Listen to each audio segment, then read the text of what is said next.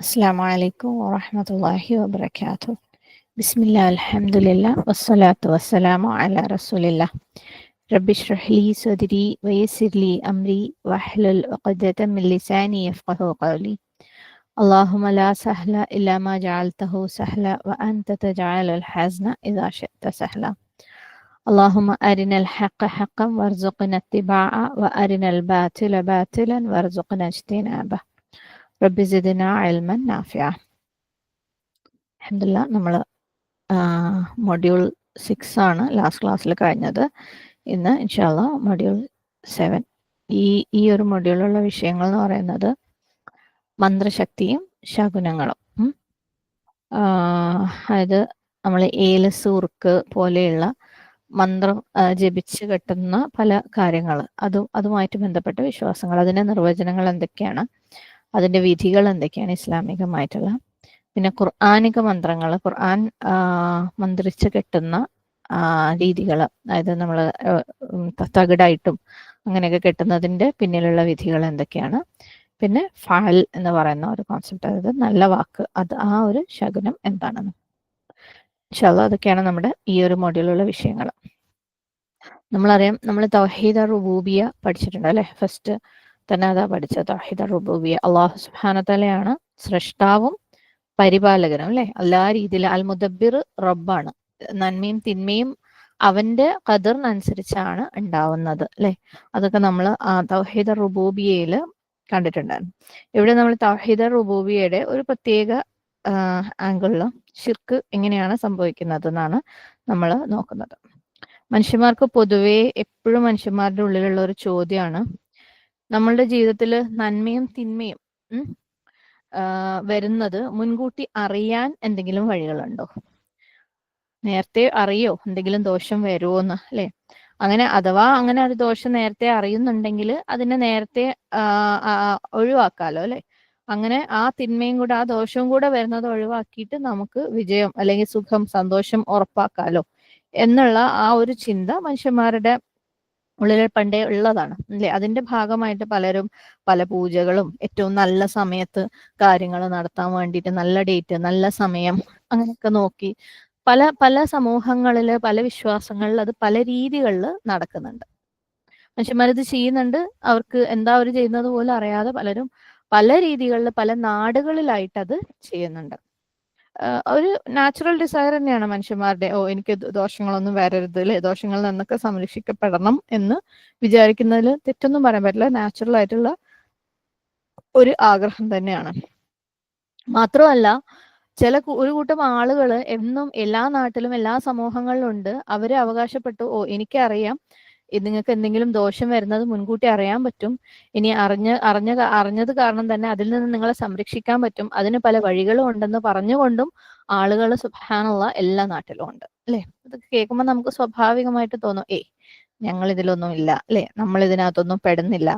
നമുക്ക് നോക്കാം എന്തൊക്കെയാണ് ലോകത്ത് പൊതുവെ നമ്മുടെ ചുറ്റുപാട് നടക്കുന്നത്, എന്തൊക്കെയാണ്, നമ്മൾ അതിനകത്ത് എന്തെങ്കിലും ഉണ്ടോ, ഇസ്ലാമിക വിധി എന്താണ് അതിന്റെ, അത് അനുവദനീയമാണോ, എന്തൊക്കെയാണ് അതിനകത്ത് അനുവദനീയമല്ലാത്തത്, എന്തിനാണ് എനിക്ക് ഈ അറിവ് അല്ലെ? നമുക്ക് എന്തിനാണ് ഇതിനെക്കുറിച്ചുള്ള അറിവ്? നമ്മൾ ചെയ്യാത്തൊരു കാര്യമല്ലേ, എന്തിനാണ് അതിനെക്കുറിച്ചുള്ള അറിവ്? ശരിക്കും നമ്മൾ ക്ലിയർ ആയിട്ട് മനസ്സിലാക്കണം. അപ്പോഴേ നമുക്ക് തന്നെ തീരുമാനിക്കാൻ പറ്റുള്ളൂ നമ്മൾ ഇതിനകത്ത് എന്തെങ്കിലും ഉണ്ടോ, അറിഞ്ഞോ അറിയാതെയോ പെട്ടിട്ടുണ്ടോന്നോ. പ്ലസ് നമുക്ക് അത്രയും നല്ല അറിവുണ്ടെങ്കിൽ ഇതുപോലെ നമ്മുടെ ചുറ്റുപാടും നമ്മുടെ സഹോദരന്മാർ ആരെങ്കിലും ഇതിനകത്ത് പെട്ടിട്ടുണ്ടെങ്കിൽ അവർക്ക് ക്ലിയർ ആയിട്ട് കാര്യങ്ങൾ പറഞ്ഞ് മനസ്സിലാക്കി അവരെ തിരുത്താനും പറ്റുള്ളൂ. അപ്പൊ അറിഞ്ഞിരിക്കല് നിർബന്ധമായിട്ടുള്ള ഒരു കാര്യമാണ്. നമുക്ക് നോക്കാം ഓരോ കാര്യങ്ങളും. അപ്പം ആദ്യം മന്ത്രത്തകിട്, രക്ഷ, ഏലസ് എന്നൊക്കെ പറയുന്ന സംഭവം. നമുക്കിത് മുസ്ലിങ്ങളുടെ ഇടയിൽ തന്നെ നമ്മളെ നാടുകളിൽ എനിക്കൊന്നും ഇപ്പൊ മാത്രം കോമൺ അല്ല, എന്നാലും ഇപ്പൊ വേറെ പല രീതിയിലും അതുണ്ട്, കാണുന്ന ഒരു കാര്യമാണത്. സുബ്ഹാനല്ലാഹ് അല്ലെ?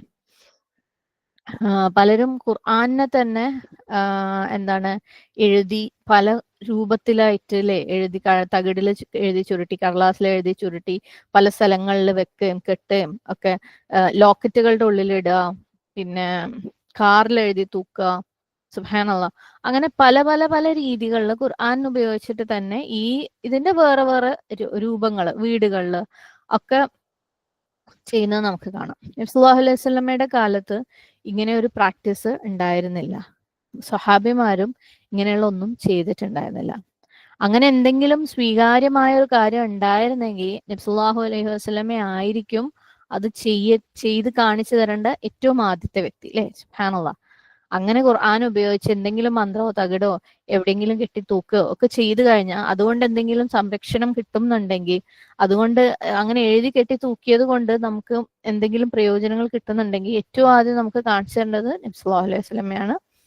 അതിനെ ഫോളോ ചെയ്യേണ്ടത് സഹാബിമാരുമാണ്. പക്ഷെ അവരത് ചെയ്തിട്ടില്ല എന്ന് മാത്രമല്ല, അവരുടെ ഭാഗത്ത് നിന്ന് ഒരു കറക്റ്റ് സിസ്റ്റമാറ്റിക് ആയിട്ടുള്ള ഒരു എതിർപ്പ് ഇക്കാര്യത്തിൽ വന്നിട്ടുണ്ട്. ഏതൊരു രൂപത്തിലുള്ള മന്ത്രത്തകിടായിക്കോട്ടെ, ഏലസ്, രക്ഷ ആയിക്കോട്ടെ, എന്ത് രീതിയിലുള്ള ഭാഗ്യം നിർഭാഗ്യം വിളിച്ചു വരുത്തുന്ന, അല്ലെങ്കിൽ ഭാഗ്യം വിളിച്ചു വരുത്തുന്നത് നിർഭാഗ്യത്തിന് തടയുന്നതുമായ ശകുനങ്ങളോ എന്ത് കാര്യം ആയിക്കോട്ടെ, അതിനെതിരെയുള്ള ശക്തമായ എതിർപ്പുകൾ രേഖപ്പെടുത്തിയിട്ടുണ്ട് അവരുടെയൊക്കെ ജീവിതങ്ങളിൽ നിന്ന്. അവരിതൊന്നും പ്രയോഗിച്ചതായിട്ട് ഒരു തെളിവുകളും ഇല്ല. ഇത്തരത്തിലുള്ള പല കാര്യങ്ങളെയും നബി സല്ലല്ലാഹു അലൈഹി വസല്ലമ ശിർക്കുമായിട്ട് തന്നെയാണ് ബന്ധപ്പെടുത്തിയിട്ടുള്ളത്. നമുക്ക് സുന്നത്തിൽ നിന്നുള്ള ഹദീസുകളിൽ നിന്നുള്ള തെളിവുകളൊക്കെ നോക്കാം. ഇമാം അഹ്മദും ഇബ്നു മാജയും ഇബ്നു ഹിബ്ബാൻ കളക്ട് ചെയ്തിട്ടുള്ള ഇമ്രാൻ ഇബ്നു ഹുസൈൻ റളിയല്ലാഹു അൻഹു റിപ്പോർട്ട് ചെയ്തിട്ടുള്ള ഒരു ഹദീസിനകത്ത് നബി സല്ലല്ലാഹു അലൈഹി വസല്ലമ ഒരു വ്യക്തിയുടെ തോൾഭാഗത്ത്, അതായത് ഈ നമ്മളെ കൈയിന്റെ മേൽക്കൈ ഉണ്ടാവില്ലേ, അവിടെ ഒരു ചെമ്പിന്റെ ഒരു വള കാണും. അപ്പം ഇത് എന്തിനാന്ന് ചോദിക്കുമ്പോൾ ഒരു പ്രത്യേക തരം ഒരു രോഗം, അൽ വാഹിന എന്ന് പറയുന്ന ഒരു രോഗത്തിന് ചികിത്സയ്ക്ക് വേണ്ടിയിട്ടുള്ളതാന്ന് പറയാം. നബി സല്ലല്ലാഹു അലൈഹി വസല്ലമ പറയും, നിങ്ങൾക്ക് നാശം, ഈ ഒരു സംഭവം നിന്റെ വാതരോഗത്തെ അല്ലെങ്കിൽ നിന്റെ കഴിവുകേടിനെ, വീക്ക്നെസ്സിനെ വർദ്ധിപ്പിക്കുകയല്ലാതെ വേറൊന്നും ചെയ്യൂല. ഇത് ഇട്ടുകൊണ്ട് നീ മരിച്ചു കഴിഞ്ഞാൽ നീ ജീവിതത്തിൽ ഒരിക്കലും വിജയിക്കുകയും ചെയ്യൂല എന്ന് നബി സല്ലല്ലാഹു അലൈഹി വസല്ലമ അയാളുടെ അടുത്ത് പറയും. അപ്പം ഇത്തരത്തില് ഇത് ഹറാമാണെന്ന് മാത്രമല്ല, രോഗങ്ങൾ ചികിത്സയുടെ ഭാഗമായിട്ട് സുബ്ഹാനല്ലാഹ് ഇത്തരത്തിലുള്ള ഒരു കാര്യങ്ങളും അത് ഹറാമായിട്ടുള്ള രീതികളും ഉപയോഗിക്കരുതെന്നും കൂടെയാണ് ഇതിൽ നിന്ന് നമ്മൾ മനസ്സിലാക്കേണ്ടത്. നബി സല്ലല്ലാഹു അലൈഹി വസല്ലമ അബൂദാവൂദും അൽ ബൈഹഖിയും കളക്ട് ചെയ്ത ഒരു ഹദീസിനകത്ത് ഇപ്രകാരം പറഞ്ഞതായിട്ട് പറയുന്നുണ്ട്: നിങ്ങളെ പരസ്പരം രോഗങ്ങൾ ചികിത്സിച്ചോളൂ, പക്ഷേ ഹറാമായ രീതികൾ ഉപയോഗിച്ചിട്ട് ചികിത്സിക്കരുത്. രോഗങ്ങൾ ചികിത്സിക്കുമ്പോൾ പോലും അതിനകത്ത് ഹറാം ഉണ്ടോ എന്നുള്ളത് നമ്മൾ പ്രത്യേകം ശ്രദ്ധിക്കണം. തിർമിദി, നസായി, അഹ്മദ് കളക്ട് ചെയ്തിട്ട് ഷെയ്ഖ് അൽ അൽബാനി സഹീഹാക്കിയ ഒരു ഹദീസ് ഉണ്ട്. അതില് അബൂ വഖീദ് അൽ ലൈസി അദ്ദേഹം റിപ്പോർട്ട് ചെയ്തതായിട്ട് അതൊരു സംഭവം ആണ് പറയുന്നത്. അതായത് ഹുനൈൻ യുദ്ധത്തിന്റെ സമയത്ത്, ആ സമയത്ത് ആക്ച്വലി ഈ വിഗ്രഹാരാധകർക്ക് അവർ യുദ്ധത്തിനൊക്കെ പോകുമ്പം ഒരു മരമുണ്ട്, ദാത്ത് അൽ അൻവാത്ത് എന്ന് പറഞ്ഞിട്ട്. ഈ മരത്തിന്റെ മുകളിൽ അവരുടെ വാളുകൾ കെട്ടിത്തൂക്കുമായിരുന്നു. അപ്പൊ അവരുടെ വിശ്വാസം എന്ന് വെച്ചാൽ ഈ മരത്തിന് എന്തോ ഒരു പവർ ഉണ്ട്. അപ്പൊ വാളുകൾ ഇതിന്റെ മുകളിൽ കെട്ടിത്തൂക്കി കഴിഞ്ഞാൽ വാള് നല്ല ടഫ്, നല്ല ഷാർപ്പാവും, നല്ല സ്ട്രോങ് ആവും. അതുപയോഗിച്ച് അവർക്ക് യുദ്ധം ചെയ്യാൻ എളുപ്പമാണ്. നബി സല്ലല്ലാഹു അലൈഹി വസല്ലമയും സഹാബിമാരും കൂടെ ഇതുവഴി പാസ് ചെയ്യുമ്പോൾ അവരിൽ പലരും ഇസ്ലാമിലേക്ക് വന്നവർ, അതിന് കുറച്ച് മുമ്പ് ഇസ്ലാമിലേക്ക് വന്നവരായിരുന്നു. അപ്പം അവർക്ക് മനസ്സിലായി, ഓക്കെ, ഇത് വിഗ്രഹാരാധകർ ചെയ്യുന്ന രീതിയാണ്, ഇത് നമുക്ക് പാടില്ല. എന്നാൽ നബി സല്ലല്ലാഹു അലൈഹി വസല്ലമയുടെ അടുത്ത് അവർ ചോദിക്കും, നമുക്ക് ഇതുപോലെ ഒരു മുസ്ലിം ട്രീ, സുബ്ഹാനല്ലാഹ്, അല്ലെ, ഒരു മുസ്ലിം മരം നമുക്ക് ഉണ്ടാക്കിയാലോ?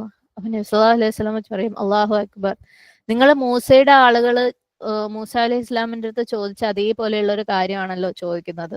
എന്നിട്ട് സൂറത്ത് അറാഫിലുള്ള 38-ാമത്തെ ആയത്ത് പറയും, സുബ്ഹാനല്ലാഹ്, 138-ാമത്തെ ആയത്ത് പറയും, ഇജഅൽ ലനാ ഇലാഹൻ കമാ ലഹും ആലിഹ. അവരെന്താ പറഞ്ഞത്? ഇവർക്ക് ദൈവങ്ങൾ ഉള്ളതുപോലെ ഞങ്ങൾക്കും ഒരു ദൈവത്തെ നീ ഏർപ്പെടുത്തി തരണം. അവര് എന്താണ്, ഒരു വിവരമില്ലാത്ത ജനവിഭാഗമാണ്, അല്ലെ? അപ്പം അതുപോലെ ഞങ്ങൾക്ക് ഏർപ്പെടുത്തി തരണം എന്നാണല്ലോ നിങ്ങൾ ഈ പറയുന്നത്. സുബ്ഹാനല്ലാഹ്. അപ്പം അതൊരു തെറ്റായ ഒരു കാര്യമാണെന്ന് പറഞ്ഞ് മനസ്സിലാക്കുക.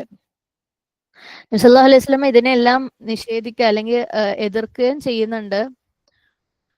മാത്രമല്ല നബി സല്ലല്ലാഹു അലൈഹി വസല്ലമ പ്രവചിച്ചിട്ടുണ്ട്, മുസ്ലിങ്ങള് പോകെ ക്രിസ്ത്യാനികളുടെയും ജൂതന്മാരുടെയും എല്ലാ രീതികളും, എല്ലാ തെറ്റായ രീതികളും അവര് ഇമിറ്റേറ്റ് ചെയ്യുമെന്നും, അല്ലെ? നമ്മൾ ഈ ഒരു റിപ്പോർട്ട് പല തവണയായിട്ട് നമ്മൾ കണ്ടിട്ടുള്ളതാണ്. അതിന്റെ ഒരു ക്ലാസിക്കൽ ഉദാഹരണമാണ് നമ്മളെ ഈ തസ്ബീഹ് മാലയില്ലേ, നമ്മള് ദിക്ർ എണ്ണാൻ വേണ്ടിയിട്ട് എടുക്കുന്ന തസ്ബീഹ് മാല. സുബ്ഹാനല്ലാഹ്. ഈ അതായത് ഇത് അവരിൽ നിന്ന് വന്നതാണെന്നുള്ളതിന്റെ തെളിവായിട്ട് പറയുന്നതാണ്. ഈ ഹജ്ജിന്റെ ഒക്കെ സമയത്ത് സുബ്ഹാനല്ലാഹ് നമുക്കറിയാം അവിടെയുള്ള കടകളിലൊക്കെ ഇങ്ങനെ ലോഡ് കണക്കിനുണ്ടാവും ഈ തസ്ബീഹ് മാലകൾ അല്ലെ, സുബ്ഹാനല്ലാഹ്. അപ്പം അതിനകത്ത് ഏറ്റവും ബെസ്റ്റ് എന്ന് പറയുന്നത് ഇറ്റലിയിൽ നിന്ന് വരുന്ന ഒരു തസ്ബീഹ് മാലയാണ് അത്ര. അതിന്റെ മുകളില് അതിന്റെ പുറത്ത് ബോക്സിന്റെ പുറത്ത് എഴുതിയിട്ടുണ്ടാവും മുഹമ്മദൻ റോസറി എന്ന്. ഈ റോസറി എന്ന് പറയുന്നത് കാത്തലിക്സ്, ക്രിസ്ത്യാനികള് അവരുടെ നൊവേന, എന്താണ് വിശുദ്ധ മേരി എന്നെ വിശുദ്ധപ്പെടുത്താൻ വേണ്ടിയിട്ട് അവരുപയോഗിക്കുന്ന ഒരു പ്രത്യേക രീതിയുണ്ട്. അത് എണ്ണാൻ വേണ്ടിയിട്ട് അവരുപയോഗിക്കുന്നതിന് നമ്മൾ മലയാളത്തിൽ കൊന്തമാല എന്ന് പറയും. അപ്പം അതാണ് ഈ റോസറി എന്ന് പറയുന്നത്. അത് മുഹമ്മദൻ റോസറി, അതായത് മുസ്ലിങ്ങളുടെ റോസറി ആക്കിയിട്ട് അവരത് വിൽക്കുക, ഇറ്റലിയിൽ നിന്നൊക്കെ കൊണ്ടുവന്നിട്ട് വിൽക്കുകയാണ്. സുബ്ഹാനല്ലാഹ്. മാത്രമല്ല ചില മുസ്ലിങ്ങൾക്ക് ഈ ഒരു ദിക്ർ മാല എന്ന് പറയുന്നത്, അതിനകത്ത് തസ്ബീഹ് മാല എന്ന് പറയുമ്പോൾ അതിനകത്ത് എന്തോ ഒരു ബർക്കത്തുണ്ടെന്നും അല്ലെ, അവര് അള്ളാഹിന്റെ പേരുകൾ അതിനകത്ത് എണ്ണി അതിനെ മേല് ഉരച്ച് കഴുത്തിന് ചുറ്റും ഇട്ട് അല്ലെങ്കിൽ ഹജറുൽ അസ്വദിന്റെ മേലെ കൊണ്ട് ഉരയ്ക്കുന്നതൊക്കെ കാണാം. സുബ്ഹാനല്ലാഹ്.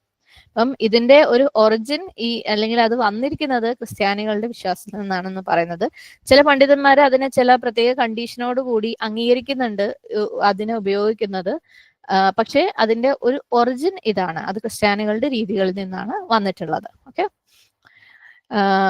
അതുപോലെയാണ് നബി സല്ലല്ലാഹു അലൈഹി വസല്ലമയുടെ നബിദിനം ആഘോഷിക്കുന്നത് പോലും. സുബ്ഹാനല്ലാഹ്. ക്രിസ്ത്യാനികൾ അവര് തന്നെയും യേശു ക്രിസ്തുവിന്റെ, സുബ്ഹാനല്ലാഹ്, ഈസാ അലൈഹി ഇസ്ലാമിന്റെ സ്വർഗാരോഹണത്തിന് ശേഷം 400 വർഷങ്ങൾക്ക് ശേഷം അവര് ക്രിസ്മസ് ആഘോഷിക്കാൻ തുടങ്ങിയത്. അതിനു മുമ്പ് അവരും ആഘോഷിച്ചിട്ടുണ്ടായിരുന്നില്ല. പിന്നീട് എപ്പോഴോ നമ്മളുടെ വിശ്വാസങ്ങളിൽ അല്ലെങ്കിൽ നമ്മുടെ ആളുകളുടെ ഇടയിലും ഈ നബിദിനം വന്നെത്തുക. അതുപോലെ ഒരുപാട് കാര്യങ്ങളുണ്ട് അവരിൽ നിന്ന് നമ്മളിലേക്ക് വന്നത്. അപ്പൊ നബി സല്ലല്ലാഹു അലൈഹി വസല്ലമ ഇത്തരം കാര്യങ്ങളെ എതിർക്കുകയും ചെയ്തിട്ടുണ്ട്, അതിന്റെ കൂടെ പറയുകയും ചെയ്തിട്ടുണ്ട്, നമ്മളുടെ ഖൗമ് ഇതിനകത്തേക്ക് എത്തുക തന്നെ ചെയ്യും അല്ലെ.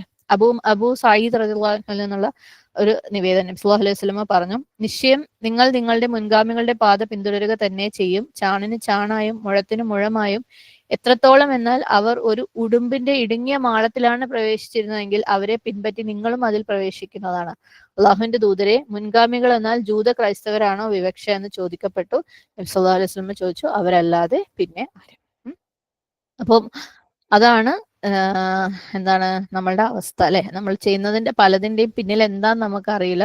അതിന് സുന്നത്തുണ്ടോ, ഹദീസ് ഉണ്ടോ, ഖുറാനിൽ പറഞ്ഞിട്ടുണ്ടോ, നിഷേധിച്ച കാര്യമാണോ നമുക്കറിയില്ല. ആരൊക്കെയോ ചെയ്യുന്നു, നമ്മളത് ചെയ്യുന്നു, അത്രയേ ഉള്ളൂ. ഇനി ഇമാം അഹ്മദ് ഹക്കീമും കളക്ട് ചെയ്ത റിപ്പോർട്ടിൽ ഉഖബ ഇബ്നു ആമിർ പറഞ്ഞതായിട്ട് പറയുന്നത്, നബി സല്ലല്ലാഹു അലൈഹി വസല്ലം ഒരിക്കൽ പറഞ്ഞു, ആര് തകിടുകള് ഉപയോഗിക്കുന്നു, അതായത് അത് ഇടുകയോ അല്ലെങ്കിൽ മറ്റുള്ളവർക്ക് ഉണ്ടാക്കി കൊടുക്കുകയോ ചെയ്യുന്നു, അവന് നാശവും സമാധാനക്കേടും ഉണ്ടാകട്ടെ എന്ന് നബി സല്ലല്ലാഹു അലൈഹി വസല്ലം ശപിച്ചതായിട്ട് പറയപ്പെടുന്നുണ്ട്. അപ്പം ഇത്തരത്തിലുള്ള പല തെളിവുകളും നബി സല്ലല്ലാഹു അലൈഹി വസല്ലമ ഈ പറഞ്ഞ മന്ത്രത്തകിട്, ഏലസ്, രക്ഷ പോലെയുള്ള കാര്യങ്ങള് ഹറാമാക്കിയതാണെന്നുള്ളതിന്റെ തെളിവുകളാണ് ഇഷ്ടംപോലെ ഉണ്ട് ഹദീസുകളിൽ. അതേപോലെ തന്നെ സഹാബാക്കളും സ്ട്രിക്റ്റ് ആയിട്ട് ഇത്തരം കാര്യങ്ങൾ ഫോളോ അതായത് നിഷേധിച്ച അല്ലെങ്കിൽ തടഞ്ഞ സാഹചര്യങ്ങൾ വേറെയും ഉണ്ട്. ഓക്കെ. ഇബ്നു അബി ഹാത്തിം റളിയല്ലാഹു അൻഹു ഇബ്നു അബി ഹാത്തിം കളക്ട് ചെയ്ത ഒരു റിപ്പോർട്ടിൽ ഉർവ റളിയല്ലാഹു അൻഹു റിപ്പോർട്ട് ചെയ്തതായിട്ട് പറയുന്നുണ്ട്. ഹുദൈഫ റളിയല്ലാഹു അൻഹു ഒരിക്കല് ഒരു രോഗിയെ സന്ദർശിക്കാൻ വേണ്ടിയിട്ട് പോയി. അപ്പം അദ്ദേഹം ആ രോഗിന്റെ കൈയിന്റെ മുകളിൽ ഒരു നൂല് പോലെ കെട്ടിയത് കണ്ടു. അദ്ദേഹം അതിങ്ങനെ വലിച്ച് പൊട്ടിച്ചിട്ട് അദ്ദേഹം പറഞ്ഞു, അതായത് സൂറത്ത് യൂസുഫിലെ 106 ആയത്ത് അദ്ദേഹം ഓതുകയുണ്ടായി. എന്താന്ന് വെച്ചാല്, വമാ യുഅ്മിനു അക്സറഹും ബില്ലാഹി ഇല്ലാ വഹും മുശ്രികൂൻ. സുബ്ഹാനല്ലാഹ്. അവരിൽ അധിക പേരും അള്ളാഹുവിൽ വിശ്വസിക്കുന്നത് അവനോട് മറ്റുള്ളവരെ പങ്കു ചേർക്കുന്നവരായിക്കൊണ്ട് മാത്രമാണ്. അപ്പൊ ഏതെങ്കിലും രീതിയിൽ അവർക്ക് അള്ളാഹുൽ വിശ്വസിക്കുന്ന ആളുകൾ തന്നെയാണ്. ഈ പറഞ്ഞ ഏലസും മന്ത്രവും ഒക്കെ കെട്ടിയവരൊക്കെ അള്ളാഹുൽ വിശ്വസിക്കുന്നുണ്ട്. പക്ഷെ എവിടെയൊക്കെയോ അവർക്ക് അവരറിഞ്ഞോ അറിയാതെയോ അള്ളാഹുവിൽ ഒരു ചെറിയ പങ്കു ചേർക്കല് ഉള്ളവരാണെന്നാണ് പറയുന്നത്. സുബ്ഹാനല്ലാഹ്. ഇബ്നു വക്കി കളക്ട് ചെയ്ത ഒരു ഹദീസിനകത്ത് ഇതേപോലെ ഹുദൈഫ റളിയല്ലാഹു അൻഹു വേറെ ഒരു ആളുടെ ഇതുപോലെ കയ്യില് ഇങ്ങനെ ബ്രേസ്ലെറ്റ് കണ്ടു കഴിഞ്ഞപ്പം സുബ്ഹാനല്ലാഹ് അയാളുടെ അടുത്ത് ചോദിക്കും എന്താണെന്ന്. അപ്പൊ പറയും, ഇത് എനിക്ക് വേണ്ടിയിട്ട് മന്ത്രിച്ച് കെട്ടിയതാണ്. അയാൾക്ക് എന്തോ ഒരു രോഗം ഉണ്ടായിട്ട് മന്ത്രിച്ച് കെട്ടിയതാണെന്ന് പറയും. അപ്പം അത് പൊട്ടിച്ചിട്ട് പറയും, ഇത് വെച്ചിട്ട് ഈ നൂലുമായിട്ട് നിങ്ങൾ മരിച്ചു കഴിഞ്ഞാൽ നിങ്ങൾക്ക് എന്താണ്, ഞങ്ങൾ മയ്യത്ത് നമസ്കരിക്കുകയില്ല എന്ന് പറയും. സുബ്ഹാനല്ലാഹ്. അപ്പം അത്രയ്ക്ക് മോശപ്പെട്ട കാര്യങ്ങളാണ് ഇത്തരത്തില് അള്ളാഹു സുബ്ഹാനഹു തആല നബി സല്ലല്ലാഹു അലൈഹി വസല്ലമയും പഠിപ്പിച്ചു തരാത്ത രീതിയിൽ സംരക്ഷണത്തിന് വേണ്ടിയിട്ടോ ചികിത്സയ്ക്ക് വേണ്ടിയിട്ടോ ഒക്കെ ഇങ്ങനെയുള്ള രീതികൾ ഉപയോഗിക്കുന്നത്. ഓക്കെ. ഇനി അബൂദാവൂദും അഹ്മദും ഇബ്നു മാജയും കളക്ട് ചെയ്ത് അൽബാനി സ്വഹീഹാക്കിയ വേറൊരു ഹദീസിനകത്ത് ഇബ്നു മസ്ഊദ് റളിയല്ലാഹു അൻഹുവിന്റെ ഭാര്യ സൈനബ് റളിയല്ലാഹു അൻഹ, അപ്പം അവർക്ക് ആ ഒരു സമയത്ത് ഒരു ചെങ്കണ്ണെന്നും പിന്നെ ഈ കണ്ണിന്റെ ഒരു തുള്ളലാണെന്ന് പറയുന്നത്. കണ്ണ് നമുക്ക് ഇങ്ങനെ ഇടക്ക് ഭയങ്കര കണ്ണ് തുള്ളൂലെ, ഇങ്ങനെ ഇടയ്ക്കിടയ്ക്ക് ഇങ്ങനെ ചാടി ചാടി നിൽക്കൂലെ. അപ്പം അങ്ങനെയുള്ള എന്തോ ഒരു രോഗം. അപ്പം ഇവരുടെ വീട്ടില് ആ ഒരു സമയത്ത് ഒരു ജൂത സ്ത്രീ സ്ഥിരമായിട്ട് വരുമായിരുന്നു മന്ത്രിക്കാൻ വേണ്ടിയിട്ട്. അപ്പം അദ്ദേഹം ഇബ്നു മസ്ഊദ് റളിയല്ലാഹു അൻഹു വരുമ്പം അവര് ഒളിച്ചു നിൽക്കും ഒരു കട്ടിലിന്റെ പിന്നിൽ. അപ്പം ഇതുപോലെ അവരൊരിക്കൽ വന്നു കഴിഞ്ഞപ്പം ഭാര്യയുടെ കഴുത്തില് ഇങ്ങനെ എന്തോ ഒരു നൂല് കണ്ടു. അപ്പൊ ചോദിച്ചു ഇതെന്താണ്? അന്നേരം പറയും ഇതെനിക്ക് ചെങ്കണ്ണിന് മന്ത്രിച്ചതാണ്. അപ്പം അദ്ദേഹം ഇത് വലിച്ച് പൊട്ടിച്ച് കളയും. എന്നിട്ട് പറയും തീർച്ചയായും അബ്ദുള്ളയുടെ കുടുംബം ഷിർക്കിനെ ആശ്രയിക്കേണ്ട ആവശ്യമില്ലാത്തവരാണ്. നബി സല്ലല്ലാഹു അലൈഹി വസല്ലം പറയുന്നത് ഞാൻ കേട്ടിട്ടുണ്ട്, നിശ്ചയം അനിസ്ലാമികമായ മന്ത്രവും ഏലസും ഭാര്യ ഭർത്താക്കന്മാർ പിണങ്ങിയാൽ അവരെ യോജിപ്പിക്കുന്ന കവചവും ഷിർക്കാണ്. അതായത് ഈ പറഞ്ഞ എല്ലാം അന്ത്രത്തകിട്, രക്ഷ, ഏലസ്, അതിനു വേണ്ടി ഉപയോഗിക്കുന്ന എല്ലാം ഷിർക്കാണ്. ഈ ഹദീസിന്റെ തന്നെ ഒരു എക്സ്റ്റൻഷനിലും അബൂദാവൂദ് ട്രാൻസ്മിറ്റ് ചെയ്ത് അൽബാനി ഹസനാക്കിയ ഒരു പാർട്ട് ഉണ്ട് ഇതേ ഹദീസിന്റെ. അപ്പം അദ്ദേഹം അബ്ദുല്ലാഹിബ്നു മസ്ഊദ് ഇങ്ങനെ ചെയ്തു കഴിഞ്ഞപ്പം ഭാര്യ ചോദിക്കും, സൈനബ് റളിയല്ലാഹു അൻഹ ചോദിക്കും, നിങ്ങൾ എന്താ ഇങ്ങനെ സംസാരിക്കുന്നത്? എന്റെ കണ്ണിൽ നിന്ന് ഇങ്ങനെ വെള്ളം പോയിട്ടല്ലേ, അല്ലെങ്കിൽ കണ്ണിങ്ങനെ തുള്ളിയിട്ടല്ലേ അവരിത് ചെയ്തത്? അപ്പം അവരത് ചെയ്തു കഴിഞ്ഞപ്പം എനിക്ക് നല്ല മാറ്റം ഉണ്ടായിരുന്നു. അപ്പൊ നിങ്ങൾ എന്താ ഇങ്ങനെ സംസാരിക്കുന്നത്? അപ്പം അബ്ദുല്ലാഹ് റളിയല്ലാഹു അൻഹു പറയും, അത് ഒരു പിശാചിന്റെ, ഒരു ജിന്നിന്റെ കളി മാത്രമായിരുന്നു. നീ അത് നിന്റെ കണ്ണിനെ പിടിച്ചിട്ട് ഈ ബുദ്ധിമുട്ട് ഉണ്ടാക്കുകയാണ്. എന്നിട്ട് ഈ ഒരു സംഭവം അല്ലെ, ഈ ഒരു മന്ത്രം ചെയ്തു കഴിഞ്ഞപ്പം അത് നിർത്താണ്. ആക്ച്വലി ആ ജിന്നിന് പിശാചിന് വേണ്ടത് എന്താണ്? നീ ഷിർക്ക് ചെയ്യാന്നുള്ളതാണ്. അത് ചെയ്തു കഴിഞ്ഞപ്പോൾ അത് അവിടെ നിർത്തുക ചെയ്തത്. സുബ്ഹാനല്ലാഹ്. അപ്പം ഇതുപോലുള്ള പലതിലും നമ്മുടെ സമൂഹങ്ങൾ പലപ്പോഴായിട്ട് പെട്ടുപോകാറുണ്ട് അല്ലെ. എന്നിട്ട് അദ്ദേഹം അതിന് തുടർച്ചയായിട്ട് പറഞ്ഞു കൊടുക്കുന്നുണ്ട്, നീ ആകെ ചെയ്യേണ്ടത് നബി സല്ലല്ലാഹു അലൈഹി വസല്ലം നമ്മളെ പഠിപ്പിച്ചു തന്നതുപോലെ ഉള്ള ദുആ ആണ്. ഈ ദുആ നമുക്കറിയാം അല്ലെ, അദ്ഹിബൽ ബഅസ റബ്ബൻ നാസി വഷ്ഫി അൻത ഷാഫി ലാ ഷിഫാഅ ഇല്ലാ ഷിഫാഉക ഷിഫാഅൻ ലാ യുഗാദിറു സഖമ. ഇതുപോലെ കുറേ ദുആകളുണ്ട് അല്ലെ. അല്ലാഹുവേ, എന്താണ്, മനുഷ്യരാശിയുടെ അല്ലെ റബ്ബൻ നാസ്, മനുഷ്യന്റെ റബ്ബാണ് അല്ലെ. നീ ഈ രോഗം ചികിത്സിക്കുക, നീയാണ് എന്ത്, ഷാഫി അല്ലെ, നീ മാത്രമാണ് ഷാഫി. നിന്നിലൂടെ അല്ലാതെ വേറെ ഷിഫ ഇല്ല അല്ലെ. ഒരു രോഗവും ഇല്ലാത്ത രീതിയിൽ ഷിഫ ചെയ്യാൻ വേണ്ടിയിട്ട് നിനക്ക് മാത്രമേ പറ്റുള്ളൂ. അപ്പം എന്ത് രോഗം വന്നു കഴിഞ്ഞാലും നമ്മൾ മരുന്ന് കഴിക്കുന്നുണ്ടെങ്കിൽ പോലും ഇതുപോലെയുള്ള ദുആകള് നിർബന്ധാക്കുക അല്ലെ. സുബ്ഹാനല്ലാഹ്. കാരണം അള്ളാഹു മാത്രമാണ് ഷാഫി. എന്ത് രോഗത്തിന് എന്ത് മരുന്ന് കഴിച്ചാലും ഏത് ഡോക്ടർ ചികിത്സിച്ചു കഴിഞ്ഞാലും ഷാഫി ആയിട്ടുള്ളത് റബ്ബാണ്. റബ്ബില് തവക്കുൽ ചെയ്യുക. അതുവഴി നമുക്ക് ആ രോഗത്തിന്റെ ചികിത്സയിൽ പോലും നമുക്ക് തൗഹീദ് കൊണ്ടുവരാനും പറ്റും, ഷിർക്കിൽ നിന്ന് മാറി നിൽക്കാൻ പറ്റും. ഏതെങ്കിലും രീതിയിൽ ഈ മരുന്നാണ് എന്നെ ചികിത്സിക്കുന്നത്, ഈ ഡോക്ടറാണ് എന്നെ ചികിത്സിക്കുന്നത്, അല്ലെങ്കിൽ ഈ മീൻസ് ആണ്, നമ്മൾ അതിന് ഉപയോഗിക്കുന്ന വഴികളാണ് എന്നെ ചികിത്സിക്കുന്നത്, മാറ്റുന്നതെന്ന് വിശ്വസിക്കേണ്ട. ഷാഫി റബ്ബാണെന്ന് ഉറപ്പിക്കുന്ന ദ്വാകൾ ഇഷ്ടംപോലെ നബി സല്ലല്ലാഹു അലൈഹി വസല്ലം നമുക്ക് പഠിപ്പിച്ചു തന്നിട്ടുണ്ട് അല്ലെ. അപ്പം അത്തരത്തിലുള്ള ദ്വാകൾ ശീലമാക്കുക. ഇനി നബി സല്ലല്ലാഹു അലൈഹി വസല്ലമ ഈ പറഞ്ഞ കാര്യങ്ങളൊക്കെ തടയുമ്പം അല്ലെങ്കിൽ അതിലേക്ക് നിഷേധിക്കുമ്പം അതിനുള്ളിൽ, അതായത് നിങ്ങൾ ഇപ്പം ഒരാൾ ഏലസോ തകിടൊക്കെ കെട്ടിക്കഴിഞ്ഞാൽ ഇതിനുള്ളിൽ എന്താ എഴുതിയത് എന്ന് അന്വേഷിച്ചിട്ടില്ല അല്ലെ. അതുകൊണ്ട് ഇന്ന കാര്യങ്ങൾ ചെയ്യാൻ പാടില്ല, എന്നാ മറ്റേത് ചെയ്തോ എന്ന് പറഞ്ഞില്ല. ഇത് മൊത്തത്തിലാണ് നബി സല്ലല്ലാഹു അലൈഹി വസല്ലമ ഇതിനെ എതിർത്തത്. അപ്പം പല ആളുകളും ഖുർആനിക വചനങ്ങൾ ഉപയോഗിച്ചിട്ട് ഇതുപോലെ ചാംസ് അല്ലെങ്കിൽ ഏലസോ തകിടോ ഒക്കെ ചെയ്യുന്നതിന് കുഴപ്പമില്ല എന്ന് വരുത്തി തീർത്തിട്ട് അത് ചെയ്യുന്നവരുണ്ട്. ഒരിക്കലും ഈ പറഞ്ഞ ഒരു റിപ്പോർട്ടിനകത്തും, ഇനി ഇതുപോലെയുള്ള പല റിപ്പോർട്ടുകളും ഉണ്ട് സുബ്ഹാനല്ലാഹ്, അതിനകത്തൊന്നും നബി സല്ലല്ലാഹു അലൈഹി വസല്ലമ ഇതിനകത്ത് എന്താ എഴുതിയെന്നുള്ള ചോദ്യമല്ല നമ്മൾ കാണുന്നത് അല്ലെ. ആരാ ഇത് ചെയ്തത്, എന്തിനാ ഇത് ചെയ്തതെന്ന് ചോദിക്കുന്നത് നമ്മൾ കണ്ടിട്ടുള്ളൂ. സുബ്ഹാനല്ലാഹ്.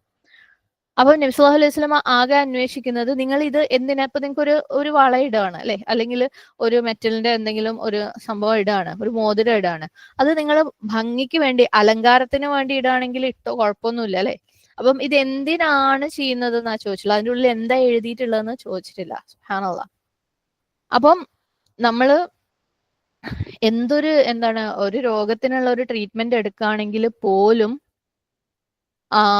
അതിനൊരു മെഡിക്കൽ ബേസ് ഇല്ലാണ്ട്, ഒരു സയന്റിഫിക് ബേസ് ഇല്ലാണ്ട്, ഒരു വിശ്വാസത്തിന്റെ പേരിൽ നമ്മൾ ഏതെങ്കിലും ഒരു ചികിത്സ എടുക്കുന്നുണ്ടെങ്കിൽ പോലും നമ്മൾ പ്രത്യേകം ശ്രദ്ധിക്കണം. ഇപ്പം ചില മെഡിക്കൽ സ്റ്റോറുകളിൽ തന്നെ, എനിക്കറിയില്ല നമ്മുടെ നാട്ടിലൊക്കെ ഉണ്ടോ, നോർത്ത് ഇന്ത്യയിലൊക്കെ കാണാം, കേട്ടിട്ടുണ്ട് സുബ്ഹാനല്ലാഹ്, ചില മെറ്റൽ അല്ലെങ്കിൽ ചെമ്പിന്റെ ഒക്കെ വളകള് മെഡിക്കൽ സ്റ്റോറുകളിൽ തന്നെ കിട്ടും. അപ്പം ഇത് ഉപയോഗിച്ച് കഴിഞ്ഞാൽ ഈ രോഗം മാറും, അതിട്ട് കഴിഞ്ഞാൽ ആ രോഗം മാറും. അതിനൊരു മെഡിക്കൽ എവിഡൻസ് ഉണ്ടാവില്ല, സയന്റിഫിക് എവിഡൻസ് ഉണ്ടാവില്ല, പക്ഷെ ഒരു വിശ്വാസത്തിന്റെ പേരിൽ അങ്ങനെയുള്ള കാര്യങ്ങൾ, അതൊരു മെഡിക്കൽ നിന്നാണ് കിട്ടുന്നതെങ്കിൽ പോലും അത് അങ്ങനെയുള്ള വിശ്വാസങ്ങളുടെ പുറത്താണെങ്കിൽ, അള്ളാഹു അല്ലാത്ത ഷിഫ തരുന്ന, അല്ലെങ്കിൽ നബി സല്ലല്ലാഹു അലൈഹി വസല്ലം കാണിച്ചു തന്ന രീതികളല്ലാത്ത ഹറാമാക്കിയ രീതികളിലൂടെയുള്ള ചികിത്സയാണെങ്കിൽ അത് പാടില്ലാത്തത് തന്നെയാണ്. ഓക്കെ. അപ്പം നമ്മൾ പറഞ്ഞു വന്നത് എന്താന്ന് വെച്ചാൽ, പല കാലങ്ങളായിട്ട് അത് ഈവൻ തത്വചിന്തകന്മാരും ഇങ്ങനെയാണ് ജീവിതത്തിന് നിർവഹിച്ചു വെച്ചിട്ടുള്ളത്. ജീവിതം എന്ന് പറഞ്ഞു കഴിഞ്ഞാൽ നമ്മൾ മാക്സിമം പ്രയോജനം ഉണ്ടാക്കണം, ഉപദ്രവങ്ങൾ മാക്സിമം ജീവിതത്തിൽ നിന്ന് നീക്കണം. എപ്പോഴും നമ്മൾ ജീവിതത്തിനെ സംരക്ഷിച്ച് സുഖം സന്തോഷം അതിന്റെ പിന്നാലെ പോകണം എന്നുള്ളത് അല്ലെ. അത് അറബികൾ മാത്രമല്ല, എല്ലാ നാടുകളിലും പല രീതികളിലുള്ള സുബ്ഹാനല്ലാഹ് ഇത്തരത്തിലുള്ള എന്താ പറയാ ഈ ഒരു അല്ലെങ്കിൽ രക്ഷകൾ ഉപയോഗിക്കുന്ന സിസ്റ്റം ഉണ്ട്. ഇപ്പം ഇറാഖിലും നോർത്ത് ആഫ്രിക്കയിലും ഒക്കെ വളരെ കോമൺ ആയിട്ടുള്ള ഒരു കാര്യമാണ് ഹാൻഡ്സ് ഓഫ് ഫാത്തിമ എന്ന് വെച്ചാൽ ഫാത്തിമ റളിയല്ലാഹു അൻഹയുടെ കൈകൾ എന്ന് പറഞ്ഞിട്ട് അത് വാങ്ങിക്കാൻ കിട്ടും. സുബ്ഹാനല്ലാഹ്, നിങ്ങൾ വെറുതെ സെർച്ച് ചെയ്താൽ മതി നെറ്റിൽ. അത് ഭയങ്കര എന്താണ് സംരക്ഷണമാണ്, കണ്ണിനെതിരെ സംരക്ഷണമാണെന്നും പല രീതിയിൽ സംരക്ഷണമാണെന്ന് പറഞ്ഞ ആളുകൾ പൈസ കൊടുത്ത് അത് സ്വർണത്തിലൊക്കെ ഉണ്ടാക്കി കഴുത്തിലൊക്കെ കെട്ടി തൂക്കി നടക്കുന്നവരുണ്ട്. അതുപോലെ ഒരു ബ്ലൂ പേള് എന്താണ് കണ്ണിൽ നിന്ന് സംരക്ഷണം. ഇപ്പോഴും നമുക്ക് ചിലരുടെയൊക്കെ സ്റ്റേറ്റസിലൊക്കെ കാണാം, എന്തെങ്കിലും അവര് പ്രത്യേകിച്ച് സ്പെഷ്യൽ ആയിട്ടുള്ള എന്തെങ്കിലും സ്റ്റേറ്റസിലൊക്കെ ഇട്ട് കഴിഞ്ഞാൽ താഴെ അവരുടെ ഇമോജിന്റെ കൂടെ ഒരു ബ്ലൂ കളറിലുള്ള ഒരു കണ്ണ്, നിങ്ങൾ ശ്രദ്ധിച്ചിട്ടുണ്ടോ എന്ന് അറിയില്ല. ഇതൊക്കെ എന്താണ്, ഈ കണ്ണിൽ നിന്ന് സംരക്ഷണത്തിന് വേണ്ടി. സുബ്ഹാനല്ലാഹ്, ഇതൊക്കെ എവിടെ നിന്ന് വന്നതാ?